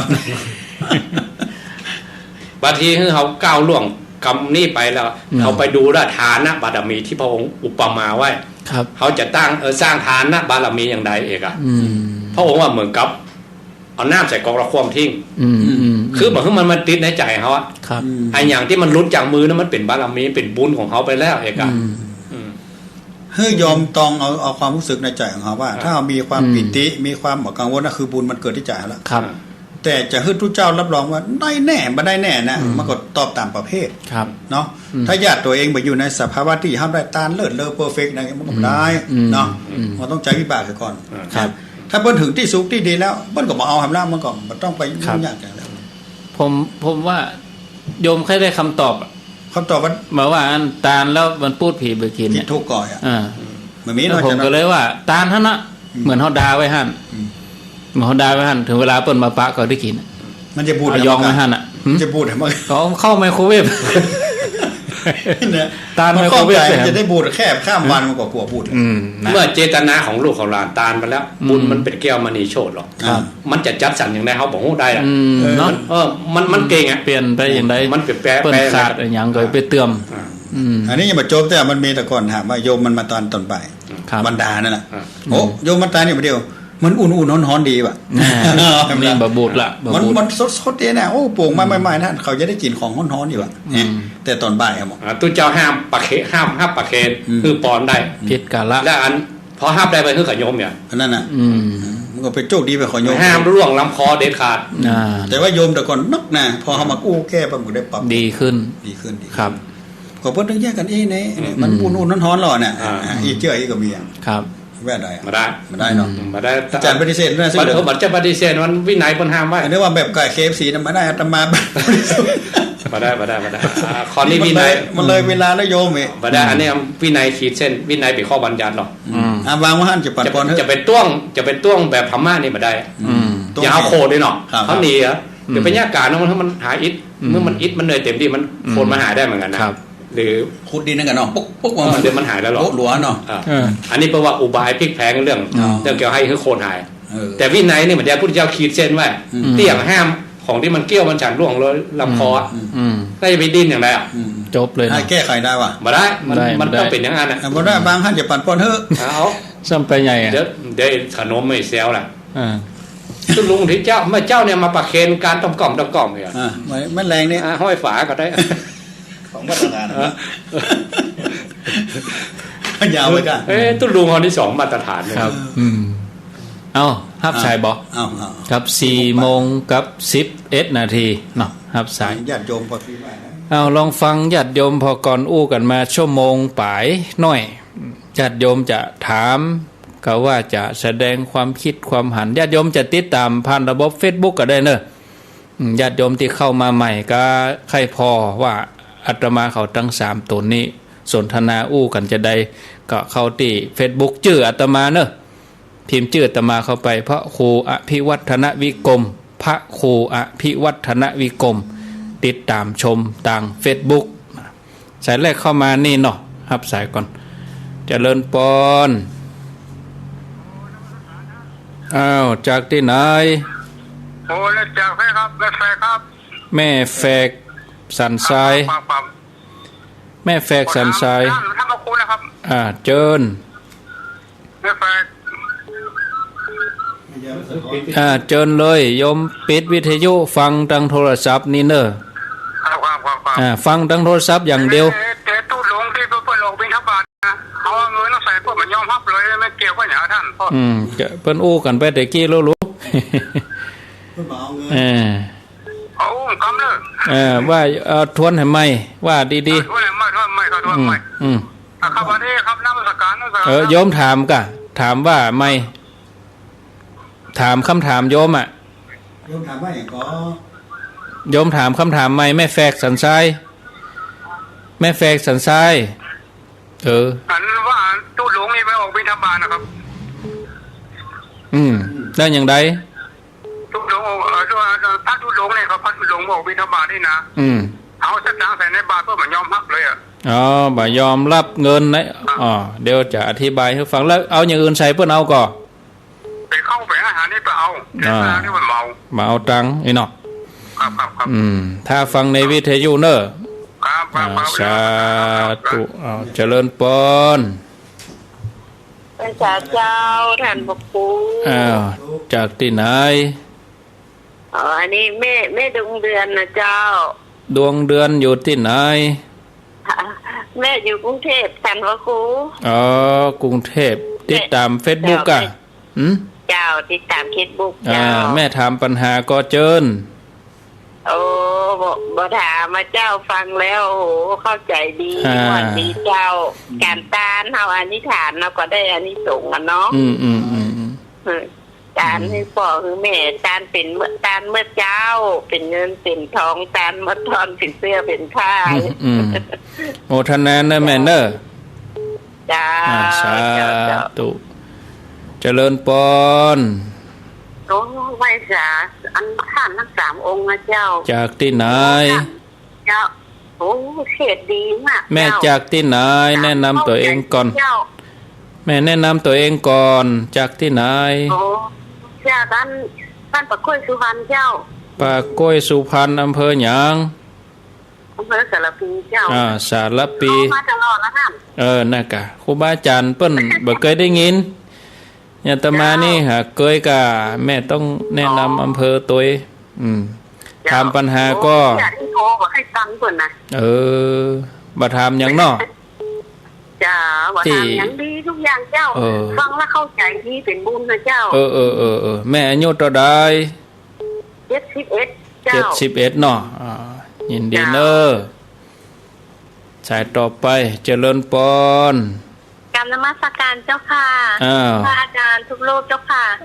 กทมเจ้าค่ะยมเปียกเจ้าค่ะยมเปียกว่าจะได้ติดตามทาง Facebook ไลฟ์วันนี้ภาพเสียงชัดเจนเจ้าค่ะฟังธรรมะก็ปิติดีเจ้าค่ะความรู้ได้เพิ่มขึ้นมากเลยเจ้าค่ะวันนี้โยมมีคำถามนะเจ้าค่ะเกี่ยวกับการทำบุญเนี่ยละเจ้าค่ะเชิญเลยก็มีความติดใจอยู่ในโยมได้ยินเห็นนะคะข้อความตาม Facebook ที่เขาชอบโพสต์กันนะเจ้าค่ะว่าทำบุญ100 วัดยังไม่ได้บุญเท่ากับทำบุญกับแม่ครั้งเดียวอันนี้นะคะความหมายของสิ่งที่พูดที่เขาเอานำมาพูดนี่นะคะผิดถูกจริงแท้อย่างไรอย่างเงี้ยเจ้าค่ะเดี๋ยวรอฟังเนาะเจ้าค่ะยังให้กำลังใจนะเจ้าค่ะสาธุรอฟังใน Facebook สาธุเจริญพรสมัครแก่จ้าจากที่ไหนแม่หางดงจ้ะหางดงตำบลหยังตำบลบ้านแหวนจ้ะบ้านแหวนฟังชัดดีก่อฟังชัดจ้ะแม่ฟังแล้วแต่ใครเป็นเทศเยอะทุกวันแต่มา2 วันโอ้โหมาเนาะมันพูกก็มาแหมแม่เป็นไข่ของที่คว่ำเนาะโอ้แม่อยู่เนี่ยเดี๋ยวก็ใกล้หัวด้วยเดี๋ยวไปว่าจะได้แม่อายุเท่าใดอายุ80จ้ะ80แล้วเนาะโอ้มาถามปัญหาก็โรงแรมได้กับไปค่ะถามปัญหาเนาะมึงปัญหามันมีเจ้าโมทนาเนอให้ฟังเป็นวันน่ะมี2 วันพอละแล้ว2 วันคุณนะเจ้านมัสการเจ้า0 9เบอร์ยังตันได้บอกเถอะเนาะโยมโทรมาโลมตันได้บอกเบอร์แต่นี่0998366322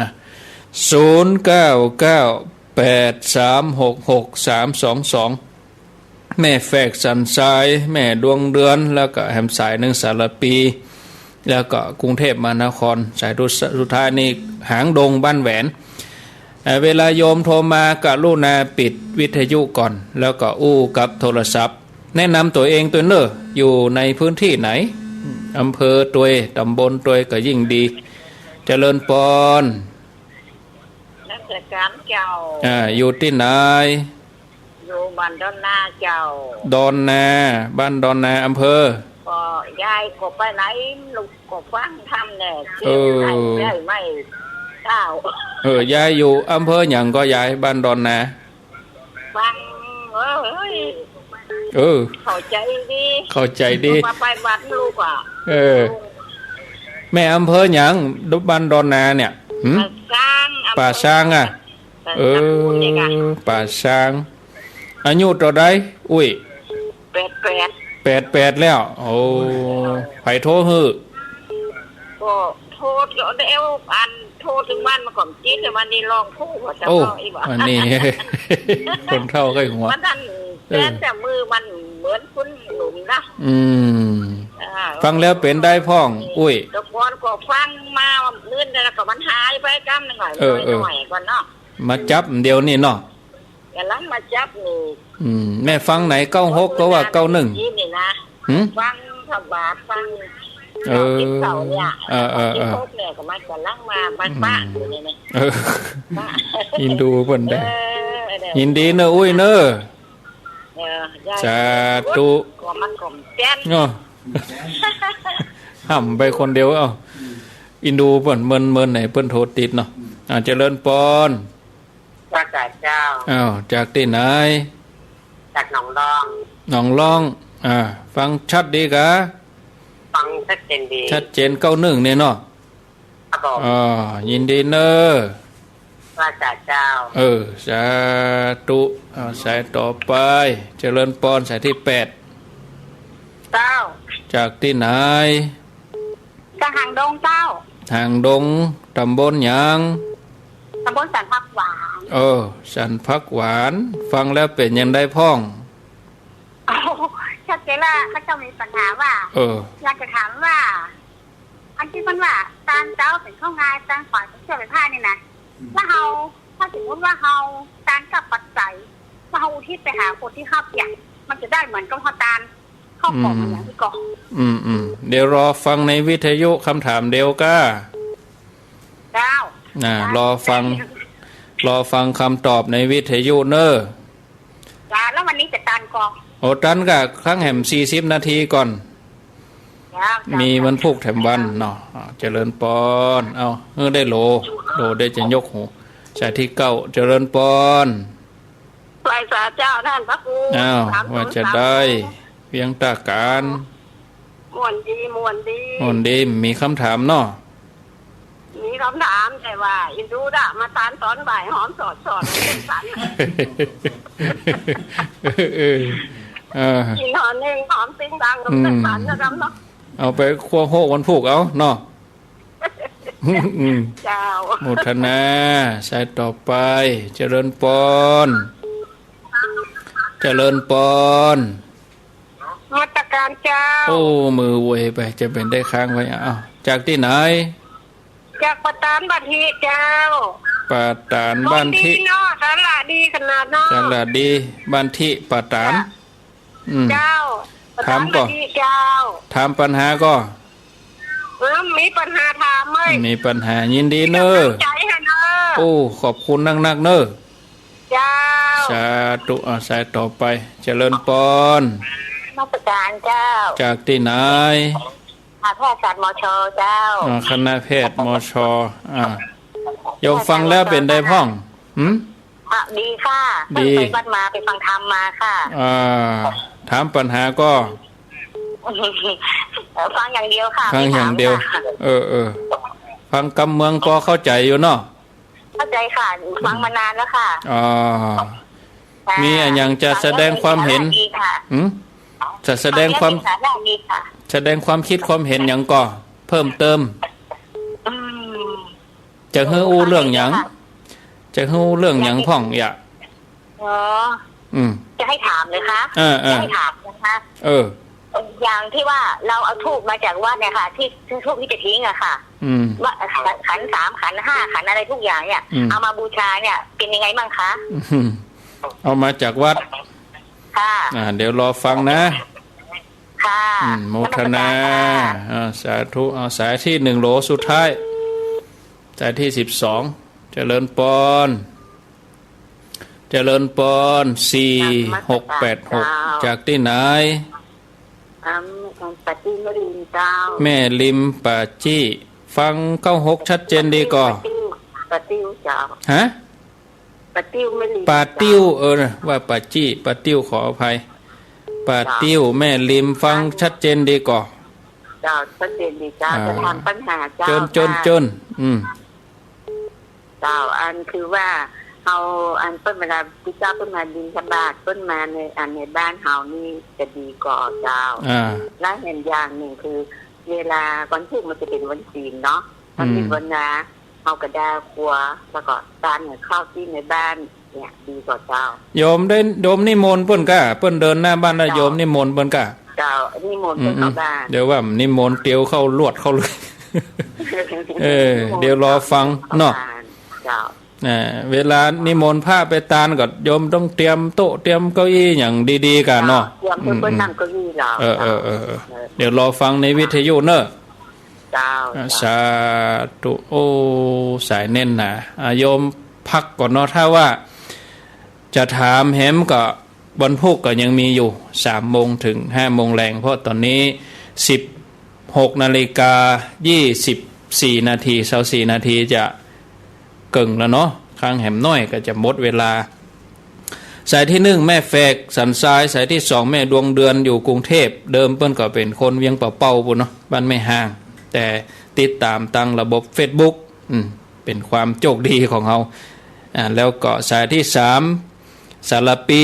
อายุ71ละสายที่4โยมเปียกสายที่5หางดงบ้านแหวนสายที่6ก็เป็นป่าซางบ้านดอนนาสายที่7หนองล่องสายที่8หางดงสันพักหวานสายที่9แม่จันเดือนใสสายที่10บ้านที่ป่าตานสายที่11แพทย์ศาสตร์มช.สายที่12สุดท้ายอันนี้อยู่แม่ริมป่าติ้วเอาคำถามแรกก่อนครับคำถามแรกนี่ไปบิณฑบาตเอาเงินใส่บาตรเปิ้นเป็นจะได้เปิ้นถึงมารับอาจจะได้ข่าวไม่รับเงิน นิมนต์ท่านอาจารย์ครูบาอาจารย์อันนี้แล้วแต่ส่วนบุคคลดีกว่าครับเขาบักก้าวล่วงของครูบาอาจารย์แต่ละตนตั้งเป็นไว้อย่างเป็นบางตนเพื่ออธิษฐานไว้อย่างนั้นเปิ้นมาฮับเขาก็บักคัดบ่ว่ากันว่าแล้วแต่เปิ้นครับเปิ้นบ่อันแต่ที่ว่าวัดตะละแต่แกข้อประพฤติวัดของครูบาอาจารย์เปิ้นเป็นอย่างนั้นครับแล้วก็เขามาวัดใจเขาข้อแรกเขาอย่าปล่อยใจบ่ปล่อยใจนี่วัดกิเลสทำเหมือนกันหรอถ้ามิ่งขึ้นมาเนี่ยไปแสดงว่าบรรลุปล่อยใจแล้วเอาอีกดีกว่าเนาะก็เอาอย่างอื่นใส่เนาะครูบาอาจารย์ตัวนี้เปิ้นมาห้ามเนี่ยเขาเอาอย่างอื่นใส่มันก็เลี่ยงได้หรอกถ้าเขาใครใส่แต้ๆก็ไปใส่ตัวอื่นตัวเพื่อห้ามผมมีอันนี้เพื่อคือปัญญาเขาแตกเองเขาจะแม่ไปทางใดเองครับต่อไปเดี๋ยวท่านอาจารย์ยังมาได้อุดเนี่ยนิมนต์ยังว่านะเพราะว่าข้อวัดของพระสงฆ์เองอย่างเขาว่าตะกี้เหมือนกันแต่ว่าอยู่ในกรอบแต่นี่เป็นข้อปิดย่อยว่าเพื่อนอาจจะที่ฐานใจอย่างนั้นบางคนก็ว่าฐานเจที่มันบังคับของนี่มันตัวอย่างมันเดียวกันถ้าเปิ้นบ้านครับบาใส่ก็ได้ใส่ตัวอื่นไปใส่ที่เปิ้นฮับของเปิ้นเขาเรียกว่าสมควรแต่สมณะบริโภคเนี่ยครับสายนอกนั้นก็มีคำถามตีโยมเปียกกรุงเทพมหานครมีคำถามว่าทำบุญ100 วัดบ่เท่ากับทำบุญให้แม่1 ครั้งแต่ผมก็ค่อยเพิ่มหน่อยโยมก็ฝากถามมาเหมือนกันว่าเดี๋ยวนี้สร้างวัดก็บ่ต้องสร้างขึ้นนักสู้ไปหอมหงยาดีกว่าเอาอย่างใดครูบาอาจารย์ให้อาจารย์ตอบก่อนเลยผมฟังก่อนเอาเรื่องทำบุญกับวัดบางคนไปตีว่าพระในบ้านเนาะพ่อแม่ที่เป็นพระในบ้านนี่กันแต่ถ้าว่าเราทำกับพระสงฆ์มันต้องควบคุมครับเนาะเพราะว่าทุกเจ้าเองถ้าเทียบศีลพ่อแม่ในบ้านเขาบอกว่าไผ่ศีลนักศีลน้อยแต่ว่าถ้าเทียบตามคนบ้านเนี่ยครับทีนี้ปรากฏทุกศีล8เนื้อนาบุญเนาะทุกเจ้าได้227เน้นกับศีล10เพราะนั้นเท่าเทียบว่าเนื้อนาบุญผู้ที่มีศีลกว่าเขาได้ทำบุญกับก็มีอานิสงส์นักกว่าอันนี้เราเทียบเรื่องศีลเนาะแต่ว่าเรื่องความดีงามนั้นเป็นเรื่องเฉพาะเนาะพ่อแม่เขาก็มีกุลเหมือนพระหลานต่างลูกเหมือนกันทำว่ามันครบองค์แต่ถ้าว่าโยมที่บางทีไปน้อยใจกันว่าทำพระแล้วแบบรู้สึกว่าไม่ได้ถูกใจข่าวออกมาก่อนนักอันนี้สาเหตุละแต่ถ้าทำถูกใจแล้วคงแบบว่าแน่คือขึ้นถึงความว่าเป็นสงฆ์ที่ไหนก็ได้ของน้อมแก่สงฆ์น้อมแก่พระพุทธเจ้าพระสงฆ์เขาจะใส่บาตรเน้นทันได้ว่านี่คือตัวแทนของพระสงฆ์ดีกว่าอันนี้เขาจะได้นิสงฆ์อยู่เนาะแล้วก็อย่ามาแข่งใจกันว่าที่วัดก็จ้างแล้วเขาก็ทำเรื่องนี้เนาะแปลงวัดนักแล้วแปลงหงยาดีกว่าหรออันนี้เขาก็อันนั้นมันเป็นสงเคราะห์อนุเคราะห์เหมือนกันเนาะพระอาจารย์มันบอกครบองค์เหมือนกันครับมันเป็นการสงเคราะห์การทำอย่างอันนี้ทุกยุคทุกสมัยแม้แต่พระพุทธเจ้าบักเกิดมาเขาก็ทำได้เหมือนกันเนาะมันมีศาสนาพระสัมมาสัมพุทธเจ้าศาสนามันก็ทำได้ครับพระที่จะแก่คนยากคนจนคนสงเคราะห์คนเนี่ยแต่เขาไล่เรื่องศีลเรื่องนาบุญเนื้อนาบุญนี่ครับเขาว่ามันถ้าอย่ามาเทียบอันกับมาได้ครับอาจารย์ท่านครูว่านะเด็กที่อาจารย์เอาทักขินาพิพังกสูตรนี่มาเป็นตัวเทียบครับว่าเนื้อนาบุญที่ให้ทำบุญอันนี้เอาสูตรอันนี้สูตรอีกสูตรหนึ่งพระองค์ตัดไว้ในสิงค้าและสูตรที่มีคนหนึ่งอาจารย์มันสั่งมันบอกว่าคือสู่เขาไหว้ทิศเนอะมันไหว้อันมันมาได้กรรมเสี่ยงอาจารย์ว่าอย่างไรก็ไปกราบ งับแวดมนต์กับทิศเหนือทิศใต้แล้วก็เป็นบุญของมันกันอย่างนั้นก็บอกว่าพระพุทธเจ้ามาปะพอดีถ้าอู้ตามภาษาชาวบ้านเนอะไปใช้ภาษาพระสูตรนะว่านี่อย่างนั้นเนาะครูบาอาจารย์เพิ่นสร้างมาไว้ทิศต่างๆเพราะว่าไปใช้อย่างนั้นเถอะตีความหมายของครูบาอาจารย์มาถูกครูบาอาจารย์ว่าทิศแต่ละทิศมันมีความหมายว่าอะไรเป็นครูบาอาจารย์ก็เป็นสามีภรรยาเป็นลูกเป็นหลานเป็นสมณชีพราหมณ์กันคือปฏิบัติอย่างใดเปิ้นมีหลักของเปิ้นมีหลักเลยว่าสิ่งคารสูตรหลักปฏิบัติระหว่างกูเนี่ยเขาอย่าปฏิบัติครูบาอาจารย์ใดครูบาอาจารย์อย่าปฏิบัติกับลูกศิษย์อย่างใดนี่ของกูหนึ่งอันนี้เป็นกู้กันนะอันนี้อูแบบสิ่งคารสูตรในแง่นี้แต่ที่อาจารย์อูแบบทักษิณาพิพังคสูตรเนาะด้านในมงคลสูตรมีแฮมในมงคลสูตรเทวดามาถามพระองค์ว่าอย่างเป็นมงคลพระองค์ตรัสไว้ทานันจะก็อีกข้อหนึ่งมาตาปิตุอุปาทานังอีกข้อหนึ่งยาวปนกันเป็นยั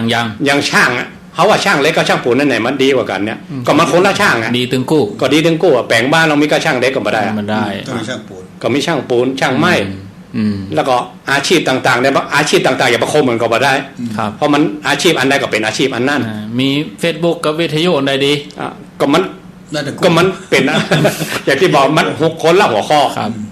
พระองค์จัดมงคลไว้38ประการทานันจักก็เป็นอีกหัวข้อหนึ่งแล้วก็มาตาปิตุอุปาทานนั้นก็อีกหัวข้อหนึ่งถ้า2หัวข้อนี่มาปนกันได้เรื่องเฮาตานนี่ก็เหมือนกัน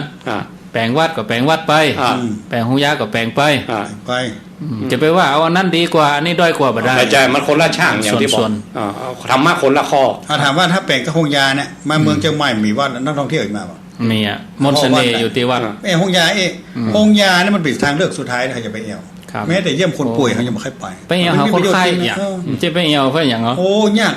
ไผ่พ่องใครไปหงยาถ้าเทียบกับวัดถ้าคนมาเชียงใหม่มนต์เสน่ห์โอ้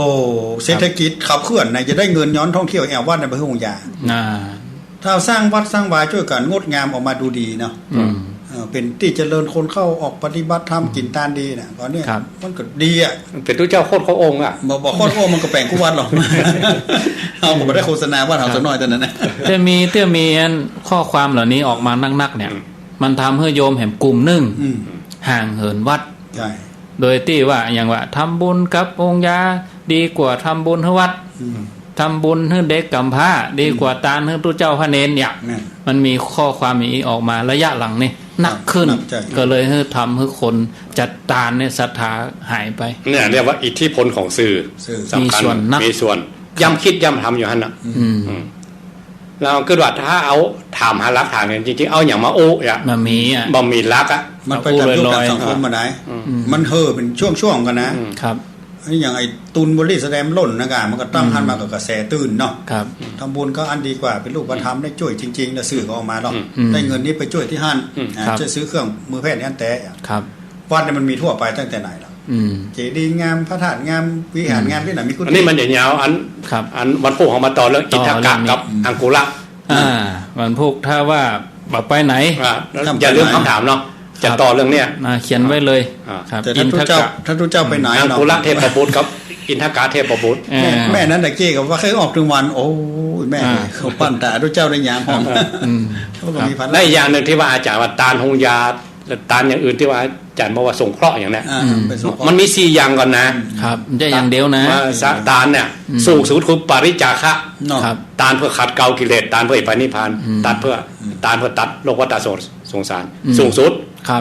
ลองลงมาอย่างเนี้ยอย่างวันพุธวันถืออย่างที่เขาตาลกันเนี่ยตาล12เปงผ่านมาเนี่ยเนาะเดือน12อันนี้เรียกว่าอันปฏิกาละตาลเพื่อระลึกถึงคุณนึกถึงคุณเปิ้นอุปการะคุณเอามาก่อนที่สุดกุศลเนาะถ้าสั่งกะหะคือส่งข้ออย่างอาจารย์ว่าคำนึงถึงงั้นส่วนรวมไหมบางคนมันไม่ชอบหรอกแต่ว่าขึ้นไปป่าไปบนไปลุยอ่ะมันชอบอ่ะยกตัวอย่างเงี้ยออฟโรดสมาคมออฟโรดเนี่ยเนาะสร้างไปตีรถรู้คือรถรู้นั่นมันเป็นกิเลสส่วนตัวเหมือนกันนะมันมีความชอบส่วนตัวไปฮั่นถ้าเปิ้นมือปลายรถบรรลุบ่ไปนะแต่งเป็นมื่นๆแสนๆเนี่ยแต่งรถอ่ะเขายังกลัวเขารถเขารู้ตกโมงน้อยเดียวใครหมดที่จริงมันเอาเป้าหมายตรงนั้นเป็นจุดปะไหนว่าจะไปทำบุญแต่ต้องการขี่รถลุยๆถ้าต่างดีมันก็มาตานเนี่ยไป มันต้องกิเลสตัวบ้านกันนะประมาณมาได้เนาะคนเราเนี่ยเอาหมู่ออฟโรดนี่เป็นตัวอย่างเลยชัดเจนเนาะชัดเจนแล้วก็ส่วนสุดท้ายว่าอันนี้ยังผ่านแต่ว่าอนุเคราะห์กิจสงเคราะห์คือพวกคนอนุเคราะห์คือคนต่ำกว่าคนต่ำกว่าเขาช่วยเหลือเขาอย่างเขามีเงินมีทองเขาช่วยแล้วอ่อนครับสงเคราะห์ถ้าจะอนุเคราะห์ในนาไปประเทศอินเดียคนไปสัก10รถเชียงหมดล้อกับยมปอดมีตัวใดกับเชียงวันๆนะไปแค่คือตานี่นะพุ่นไปอินเดียครับแล้วจะสู้บรรลุเลยมันมากเหลือเกินครับจากหางดงนี่สันพักหวานว่าอันอย่างอื่นเขาก็ใส่ตาลเขาก็ครัวหมูนั่นตาลก็ตาลไปแต่ว่าเขาเอาเงินตาลเดี๋ยวว่าสตาลเนี่ยจะเหมือนกับเข้าติบน้ำติบก่อแปลสภาพได้ก่อตาลเมื่อเจ้าเป็นดังข้องไงตาลเมื่อควายเป็นผังค่ำเป็นผ้าตาลเมื่อล่าไก่เป็นข้าวแรงนั่นตู้เจ้าเปิ้นสร้างวิหารหลังเนาะเขาก็ไปซื้อไม้เนี่ยโฮงไม้กับมันตาลตู้เจ้าอย่างเงี้ยไม่หรอกมาได้เขาก็ต้องตาลนี่มันแปลสภาพเองเขาก็ต้องให้ไปกรรมการวัดยาวัดจักรดูหลวงก็ยังมีบัญชีเข้าบัญชีออกอยู่หรอกแล้วก็แต่ที่ตู้เจ้าก็ปิ้นเหมาะหรือว่าเอาสตางค์ใส่บ่เอาเอาเข้าอย่างปิ้นกันอันนั้นส่วนตัวเวลาแต่อันนี้ตาลของส่วนรวมของวัดสมมติว่าเอาแต่ว่าถ้าแย่ยันประจำอะแบบเป็นบัตรนี่เอาสตางค์ก็ได้ไม่เจ้าขี้ขันลูกนึงเข้าอย่างหนาวก็หนาวได้เหมาะก็ไม่มีแต่ดาข้าวต้มขนมอ่ะมันมีเขาขึ้นว่าบางเรื่องมันเป็นแก้วมณีโชติเป็นอย่างมันกวาดรวมไปเลยถ้าเป็นอย่างนี้มี6อย่างเนี่ยจี้เอาเลยใครได้อันนี้ถ้าตาลข้าวตาลน้ำนี่ได้อย่างได้กำลังแข็งดีโรคภัยไข้เจ็บกับเปลี่ยนตาลเสื้อตาลผ้าเนาะได้ผิวพรรณถ้าตาลที่อยู่อาศัยเดี๋ยวข้ามว่าตาลแสงสว่างได้ดวงตาหันธรรม2อย่างตาลยานพาหนะได้ความสุขครับตาลที่อยู่อาศัยกุฏิตาลวิหารทานได้ตาลยานพาหนะได้ความสุขตาลวิหารทานสิ่งก่อสร้างต่างๆเนี่ยไม่ถามนะมันเป็นเสนาสนะต่างๆเป็นวิหารทานหมดหรอกจะได้ทุกอย่างเข้าน้ำก็ได้พลังกำลังก็ได้หมดผิวพรรณวันนะได้หมดเลยสติปัญญาถ้าอยากได้ธรรมะคือตามความรู้ตามความรู้กับตามธรรมอย่างโยมพระเจ้านั่นก่อนอันนั้นเป็นผู้เป็นวัตถุไปใช่มันก็ซื่อมันก็โลเขาไปเต้นเขาหัวอันนั้นมันผลติดตามเองจะต้องมานั่งอุ้ยเขาอีแหละตามธรรมแม่นป่ะก็แม่นนะคือทำเป็นตามทำเป็นตามอันนี้อุ้ยต้องฝึกอู้แล้วเนยหลานมันเน่แม่จะเต้ทำผู้ฟังไงเนยจะตามธรรมหรอกวันนั้นฟังพระเจ้าพูดว่าอีเนาะแต่ว่าครูบาอาจารย์เพื่อเอาธรรมที่เขาตานไปเต้อันนั้นก็เป็นบุญของครูบาอาจารย์ไม่ยาเอาตานได้วัตถุนั่นในนี่มีบาทที่ว่าตานเงินทองเป็นตานได้อย่างแปลสภาพก็เขาไปหากรรมการว่าหรือไปหาตู้หลวงเขาแจ้งความจำนงเราให้ตาในอย่างให้ฮับไปกุฏิหลังวันนะว่าเขาไปโมทนาบุญตามกุฏิโยมอาจารย์เบิ่มที่ไปบนดอยถนนโยมว่าจะไปแบกไม้อย่างมาลูกองเลยมาหรอกสลาไปเลยสลาก็มาแบกไงครับแต่ผมง่ายๆเรื่องตานกฐินนี่เหมือนกันอาจารย์เขาไปมาเน้นที่บทปัจจัยนะเนาะ5นี่เป็นพิธีนะลองไปเหรอลองไปแต่ว่าปัจจัยเนี่ยถามว่าช่วงกฐินนี่เงินจะสะพัดเท่าไหร่โอ้มันหลายร้อยล้านแล้วถามว่าเงินมันมากองอยู่ที่วัดอย่างเดียวครับปดต้องกระจายแล้ววันนี้เป็นหนี้สลามันแนเอาแล้วลูกหันปุนหันดินมันก็ล้นยอดตัวเฮานะสลาธนาคารมันแนหับเลยคนบุกดินมันผลิตเรื่องผักกาดหอมอย่างมันก็ได้ขายได้เงินสะพัดย้อนวัดเนี่ยอันนี้โยมบอกว่าตาลทงยาอย่างตะกี้บัตรตาลกฐินละเงินไม่จะสะพัดอย่างไรล่ะอาชีพอื่นอย่างอื่นมันบัตรสะพัดเต่านะแต่วัดมีกี่เปอร์เซ็นต์ของประเทศครับถ้าไปตานของยาเหมือนกันถ้าในรูปของบุญของพระเจ้ามันก็ไปที่ตานพระป่าคณะสงฆ์นี่เรามีโลช่วยตึกสงฆ์อาพาธอย่างเงี้ยเอาในรูปของพระป่าคนถึงเจตเต็มใจมากกว่าไปหอมธรรมดาถ้ายังมันโล่นใหญ่บอดี้สแลมไอตัวนั้นโล่นสุดปีนี่โล่นถึงวันผ่านบัตรตานเจ้าพระป่าอันนั้นมันเขายกไปเพราะว่ามีเป็นบุคคลที่มันบางคนที่มันทำได้เป็นบางคนที่ทำมันทำให้ผู้คนอยู่ได้มันที่ยมถามคือเปิ้นจะแปลสภาพไปเนาะเป็นข้าวติ๊บน้ำติ๊บแต่ก็ยมทำให้ครบจะไปมักง่ายตัวเนี้ยได้เหมือนเนี้ยจูง่ายเอาสตางค์เอาละเป็นขี้ค้านมันก็มีเนาะบกคนขวายมันแนบบ่ห่อละ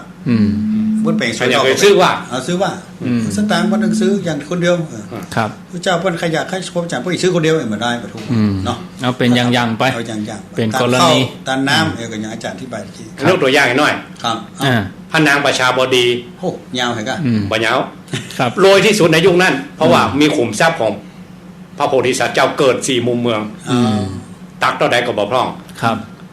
ผ้ามีเป็นครั้งเอาตัวใดก็ได้เอาตัวใดก็ได้จากแคว้นกาสีไปเนาะขอโทษมีเป็นครั้งเอาตัวใดก็ได้เพราะว่ามีขุมทรัพย์ไปซื้อมาได้หมดมันก่อนแต่เพิ่นยังมาเอาปลูกฝ้ายคนเดียวไปปลูกฝ้ายคนเดียวน่ะมาตานเป็นจีวรมาตานพุทธเจ้าพระราชินีนะ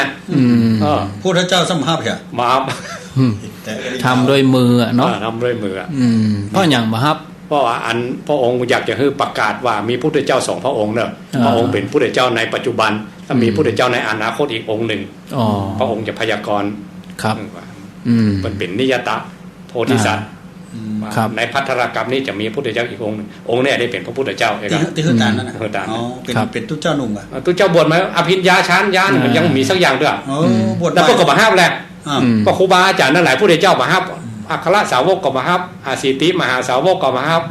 พระผู้รักผู้ใหญ่ก็มาห้ามเราให้ห้ามแรงใดอ่ะครับพุทธเจ้าห้ามอ่ะเอาเนาะเวลาก็จะอันนี้อยู่คณะแพทย์มช.ก็เลยถามเห็นหน่อยถามว่าถามแล้วเนาะน่ะกะถามเห็นหน่อยว่าทูบที่เอาลูกจากวัดมานะเปิ้นเอาใส่ขันแก้วสันอย่างต่างๆนะเอาปีกมาบ้านเนาะคัดกันคนเฒ่ามันนั่งคัดหรอกดอกไม้ที่ไปเนี่ยได้คนโบราณเพิ่นมีติโลงครับเอาตังใส่ในตู้อย่าบานนะปู่เจ้าจอมหั่นคือมันมีมติครับจะไปเอามาได้เจ้าเปิ้นถ้าเจ้าอนุญาตเนาะเอาไม่ออกไปเด้ออันนั้นเพิ่นอนุญาตก็ได้แต่ถ้าเอาเองเอามันแล้วใจอ่ะมันแล้วใจถึงเพิ่นเฮ้อมันแล้วใจก็บ้าเนาะแต่อู้ถึงการบ่คือเสียของเนาะยุคนี้มันรีไซเคิลครับจอยใจให้มันคุ้มค่าที่สุดดอกไม้ทูบเทียนนั้นถ้ามาใจคืนใหม่ได้ก็ได้ทูบนะจะเสียแต่ดอกมันจะแห้งจะเหี่ยวไปดอกอย่างธรรมดาเนี่ยบ่ครั้งนะเวลาดอกที่เจ้าลงบนโซดลูกกันจุดเสี่ยงอ่ะขันแก้วดอกโบโซดขันแก้วเริ่มมาจากสถาดอกขันแก้วทั้ง3เนี่ยมาใส่ขันแก้วทั้ง3ใจมันมุ่งตรงพระรัตนตรัยมาหรอกจบเก้าใส่หัวเลยเป็นอัปปมาโนแล้วนะอธิษฐานหรอกจิใส่เก้าใส่หัวแล้วก็แม่บ้านหรือว่าคนที่เป็นแต่งดอกเก่งๆพวกเขาดอกจากขันแก้วทั้ง3น่ะใส่ขันแล้วไปโบโซดครับก็ยังเอาแม่นี่เอาทูบนี่มาทูบเพื่ออธิษฐานนะแม่ใส่เก้าใส่หัวนะโยมนะโยมเหมือนกับว่าของดีมาเหมือนกันเนาะปูจาแต่อย่าเอาบาดายขอถ้าเปิ้นฮื้อแล้วถ้ามันแล้วจากสตามจอมยีถึงสักบาทนึงปูจาเนาะเดี๋ยวว่ากระสอบบาทนึงบักปอกันยังเอ๊ะเหมือนกันยังตุ้งกระถินนี่เหมือนกันเนี่ยเขาอู้มาก่อนเนาะถ้ามันอยู่ในร่างมันบักฝังนะมันมาได้ยินเสียงสวดมันมาได้ยินเสียงอุปโลกแต่พอได้ยินเสียงสวดเสียงอุปโลกได้ครั้งละครับกระถินนี่มันแล้วแต่ตรงหายไปทูบอยู่ในร่างกงงมันบักฝังแม่นเอามาใส่ขันแก้วตั้งถามเงี้ยอย่างเงี้ยเนาะใจพร้อมแล้วเสร็จพิธีแล้วทุกเจ้าทุกศีลลูกมันยับนะครับไฟก็เหมือนกันเหรอไฟจะตาตืดกันวุ่นวันเอาผ่านไปเนาะอันนี้อยู่แม่ริมปะติ้วถามเรื่องเกี่ยวกับพระเข้ามานั่งปั่นปอนในบ้านเข้ามาบิณฑบาตในบ้านจะเป็นอย่างก็มันก็บอกพิธรรมเนียมแต่นิมนต์ปั้นนิมนต์แล้วจัดที่ให้เหมาะสมครับอันนี้มันอย่าประตันมันยาวครับเอาให้น้อยจะคำใจเรื่องที่ว่าหลักฐานกับความจริงที่ตุเจ้าเพิ่นได้แก้วมาสมัยพุทธกาลเวลาตุเจ้าเพิ่นไปกุมบาตรแก้วอย่างได้แก้วดื่มน้ำกะแก้วมณีโชติแก้วที่เป็นเจียไอ้คนนี่มันชอบลาบจีนมากินลาบครับมันก็ลาบจีนอยู่อันเสนาเพิ่นได้แก้วมาเนาะพระเจ้าอยู่หัวเพิ่นอยากจะเจียนะเจียแก้วมาก็หงามแล้วก็เข้าไปล้างมืออ่ะครับเข้าไปล้างมือแก้วเป็นเลือดแก้วมันเป็นเลือดเขาออกมาแก้วหายแล้วก็ตุเจ้ามันนิมนต์มาพอดีอ่ะนิมนต์ตุเจ้ามันนั่งเตินเนี่ยธรรมเนียมมันมีอันน่ะเป็นคนหน้านิมนต์มาก็คนหน้าก่อนนิมนต์มานั่งเตินแล้วก็ภรรยาบอกว่าทำอาหารอยู่ในห้องครัวจะโตดไผ่นี่เอาตุลุงเอาแก้วมาเสร็จดีๆตุลุงประทานได้เอาประทานได้ก็มันมามีไผ่ก็ง่ายหลังกันเนี่ยปิ้งมาแก้วหายเสียแบบตุลุงบอกได้เอาหน้าอีกอ่ะบอกได้เอาอย่างนั้นมันมีไผ่มาสักคนก่อนตัวขันชั้นนอกอ่ะนี่เอาเจือกเขามัดหัวตุลุงไม่เสียบกับปิด เอามาดีๆเนาะเอามาดีๆเอาผมโดนโทษประหาร7ชั่วโคตรนะแก้วพระเจ้าอยู่หัวแก้วพญาเจ้าเมืองไหนเนาะเพิ่นว่าเพิ่นบ่ได้เอาให้พระเจ้าเอาไม่ใช่ได้เลือดมันออกปากออกดังกะนกกระเรียนที่มันเลี้ยงว่าก็โลนเข้ามากะครับนกก็เตะกะพ่อผมยานลงเขาได้ตายคำตีแล้วอันนั้นก็บอกตุลุงอันยอมรับสารภาพไม่ใช่ดีเด้เอาตุลุงว่าอันเดี๋ยวพอนกกระเรียนมันตายเดี๋ยวตุลุงอย่าตายอย่างมันน่ะอย่าว่าน่ะเนาะก็มันตุลุงก็บอกเราพาต้องมาหน่อยกะเป็นว่าเกี่ยวอยู่ในต้องนกกระเรียนนั่นตุลุงหันแต่ตุลุงเปิ้นถือศีลก็กลัวว่ามันจะไปฆ่านกเอาหัวฆ่านกนะกะมันก็ต้องฆ่าแหละแล้วตุลุงนี่เป็นตัวละหันตาคราวนี้ตุลุงก็เลยบอกว่าตั้งแต่นี้ไปเขาอย่ามาเข้าบ้านใหม่ละหายนิมนต์เขาบอกมาขึ้นบ้านใหม่ละขึ้นบ้านไปหลับคุกเย็นตายจะอันจะตีขั้นใดบอกมาขึ้นบ้านใหม่ละเอาปิ๊กไปปุ๊บก็ประสมมาที่ฐานไม่ไปตายเรื่องนี้โจทย์ไปถึงพระพุทธเจ้าพระองค์ว่าจะได้พระองค์บอกว่าคนที่ใจบุญคือภรรยาน่ะละโลกนี้ไปก็ขึ้นบนสวรรค์เลยครับไอ้คนที่มัดคอมัดปากกันเนาะอันมัดทำอันนั้นได้กรรมทำก็ตกแล้วหันตาลงเอาเวจีมหานรกนั่นนั่นนกนั่นว่าตุเจ้านกนะบอกว่าเขาไม่ได้ถามแล้วตุเจ้านี่ป่าเรื่องเดียวในภายในเรื่องเดียวคนหนึ่งขึ้นสวรรค์คนหนึ่งมรณะคนหนึ่งนิพพานไปย่างนั้นนกบอกหูนกตัวสาเหตุใหญ่เหมือนกันนะนกมันสาบกินเลือดธรรมดามันก็บ่กินกันละมันก็นึกว่าเป็นก้อนเนื้อเพราะมันสาบขาวมันลาบจีนพอดีหรอกมันก็เฝ้ามันแค่กินจีนหรอกแล้วโยงมาถึงเรื่องโยมนี่จะไหนถ้ามันนิมนต์จะไปเข้าไปเนาะในบ้านก็ไปเข้าวันนี้แล้วตู้ลุงน่ะอธิษฐานมาจะมาขึ้นบ้านไอ้กะเพราะนั้นโยมถ้าอย่างนี้ก่อนนิมนต์จัดเป็นที่เป็นทางเนาะตั้งขันโต๊ะไอ้โต๊ะไว้แล้วก็นิมนต์มันไปปัดผ่อนเพราะบางโกรธไม่ได้ไปตั้งใจไปเข้าบ้านก็ได้ไปบิณฑบาตนี่มันอยู่นอกบ้านหรอกเดินตามกองมาได้ครับในเรื่องนี้มีมาแล้วมีเหตุครับแหม15 นาทีรวดอู้จ่าลำลากันหรือว่าจะฮับสายสัก2-3ต้องฟังพอเนาะแต่กี้บุญมันยุนกับอินดูโยมโยมจะโทรก็ได้แหมอยู่สัก 2-3 สายที่เบอร์0998366322ติดตามผ่านระบบ Facebook ก็ได้ชื่อของอาตมาพระครูอภิวัฒนวิกรมอันนี้ผ่านระบบ Facebook ก็เมื่อคืนก็จะได้พอในรายการตัวเวลารายการจบไปแล้วโยมฟังบัดดันก็จะเอามาทวนติดตามแหมก็ได้สายนี้เข้ามาฮับก่อนเจริญปอนเจ้าท่านพระครูเจ้าถามได้ก็เดือนได้อยู่ถ้าบัดดันก็ยกไปวันพุธถ้าคำถามบัญญาวนะบัญญาวเจ้าเจิญอยู่ที่ไหนก้อยสันกำแพงโยมแม่ก้อยสันกำแพงไว้จะได้ก้อยถามว่ามาเจ้าสเตอร์มาก้อยครับรถไปทำงานนี่เนาะแล้วก็ไปก็ไปเจอวัดพระใส่จุเจ้าเปิ้นบินทบาทนี่เนาะแล้วก็แล้วข้าเจ้าบ่ได้เตรียมแบบข้าวซุปแกงซุปไปข้าเจ้าก็เลยเอาสตางค์ใส่ได้ก็เจ้าได้บุญบัตรคำถามคล้ายๆกันแม่คำถามคล้ายๆกันกับปอดตะเกียกระเดียวเป็นอย่างอธิบายให้แถมใหม่เนาะเจ้าคำถามเดียวเนาะเจ้าสาธุเอาต่อไปเจริญปอนจากที่ไหนเราสันปิงถามปัญหาก็ว่าโทรมาให้กำลังใจฟังขึ้นไหนฟังสถานีไหน96เนาะฟังตั้งเมื่อ3 โมงแล้วก็แม่เขาไปฟังธรรมเลยแม่มาเปิดจับวันพวกตั้งใจฟังใหม่เนอะสาธุก็ไม่เรื่องออกจ้ะวันศีลนี่จะงดแม่วันศีลนี่งดครูบาอาจารย์ติดภารกิจเนาะโมทนาต่อไปแหมสักสายสุดท้าย0998366322 16:49 นาทีญาติโยมกำลังอยู่ในช่วงรายการสารธรรมยามแรงอยู่กับอาตมาภาพแล้วก็ครูบาอาจารย์แถมซองตนเจริญปอนรับสาย เจ้ามันนมัสการเจ้าตาตะปู จากที่ไหน จากบ้านทานะเจ้า อ๋อบ้านถาถามปัญหาก็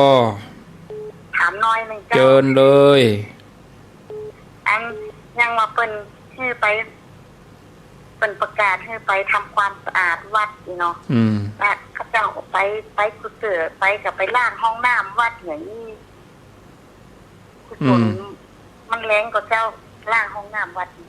กุศลเนาะได้บุญกุศลอย่างใดเนาะเจ้าถ้าฟังในวิทยุเนอะเจ้าโมทนาเอาตัวเองก่อนเนาะเพราะว่าค้างแหม10 นาทีสุดท้ายเพื่อเหลือเวลาครูบาอาจารย์จะได้ล่ำลาศรัทธาญาติโยมเอาเรื่องเอาปัจจัยใส่บาตรนิมนต์ท่านพระครูเอาใส่ได้ก่อนท่านพระครูตะกี้ว่าใส่แล้วมาเอาอันนี้โยมจะเอาใส่แล้วกับพ่นกับห้าบตัวเนาะห้าบตัวให้กูมีปัญหา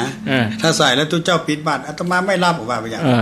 ครับถ้าโยมมีอย่างนั้นด้วยความจำเป็นเนาะออกบ้านแต่เจ้าเอาบ้านเจ้ามันไม่ได้เตรียมอาหารแต่เขาก็ได้อยู่ดีกว่าปลาไส้ดีเขามีเจตนาที่ใครทำบุญบางคนไก่ซิ่วปลาไส้ก็มีเนาะมีเงินกว่าโยมก็ได้นักกว่าได้เพิ่มกับปลาไส้ก็มีอยู่แบบมีความศรัทธาครับให้กันได้อยู่เนาะแต่ถ้าว่ามีโอกาสเขาไม่ใช่เพราะว่าความขี้ค้านหรอกความด้วยความว่าที่เขาต้องมีภาระด่วนแต่ถ้าวันใดโยมว่างไงเนาะมีภาระมีนี่พอจะทำอาหารเองหรือว่าอย่างเขาตั้งใจทำอันนี้ส่งก็จะเพิ่มขึ้นด้วยความตั้งใจของเขาเนาะครับสายที่2เราสันปิงบ่มีคำถามเพื่อกำลังใจฟัง96สายที่3อันนี้อยู่บ้านทานี่ไปล้างห้องน้ำวัดจะได้กุศลอย่างใดอันนี้ส่งอย่างใดท่านพระครูสุเมธครับนิมนต์ครับห้องน้ำเพิ่นบ่ได้ห้องทุกขาไปเพิ่นห้องสุขาบางทีมาหาตู้หลวงบอกหาตู้หลวงก่อนนะสดเข้าห้องน้ำบุญถามหาห้องน้ำก่อนห้องน้ำอยู่ไหนครับปั๊มน้ำมันเหมือนกันมาแข่งกันด้วยห้องน้ำนะไปป้ายกันว่าห้องน้ำสะอาดครับขนาดโฆษณาปั๊มกับโฆษณาห้องน้ำครับเป็นที่ปลดทุกข์แต่เปิ้นหมอห้องว่าปลดทุกข์เปิ้นห้องสุขาเลย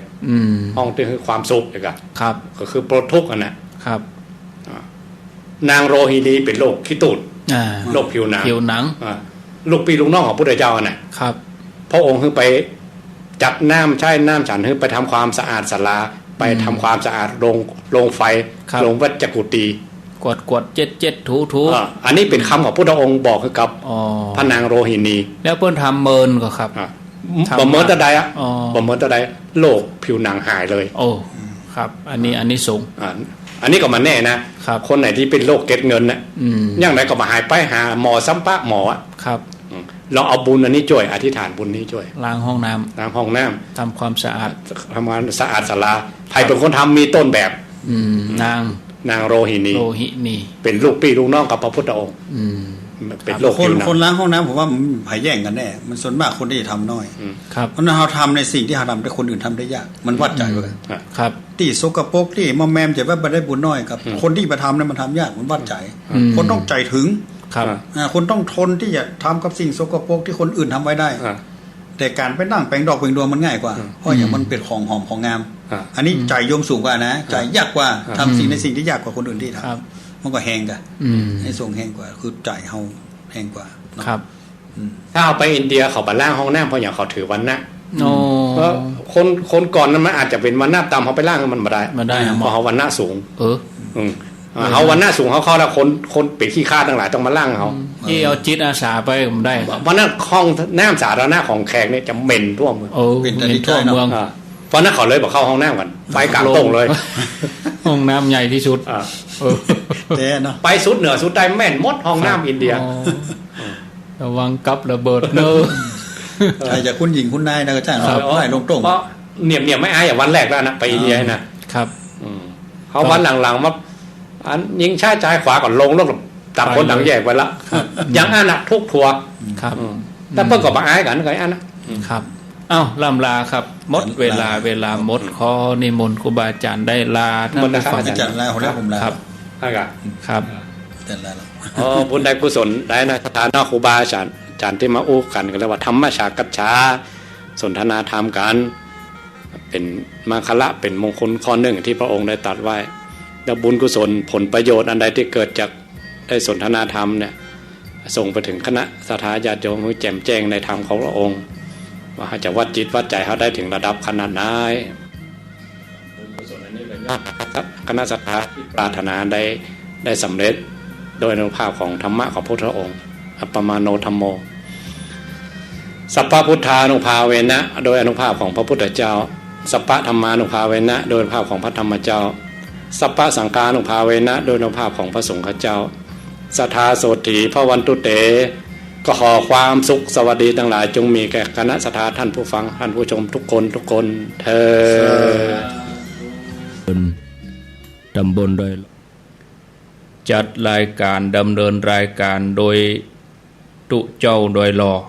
ลุดโป้น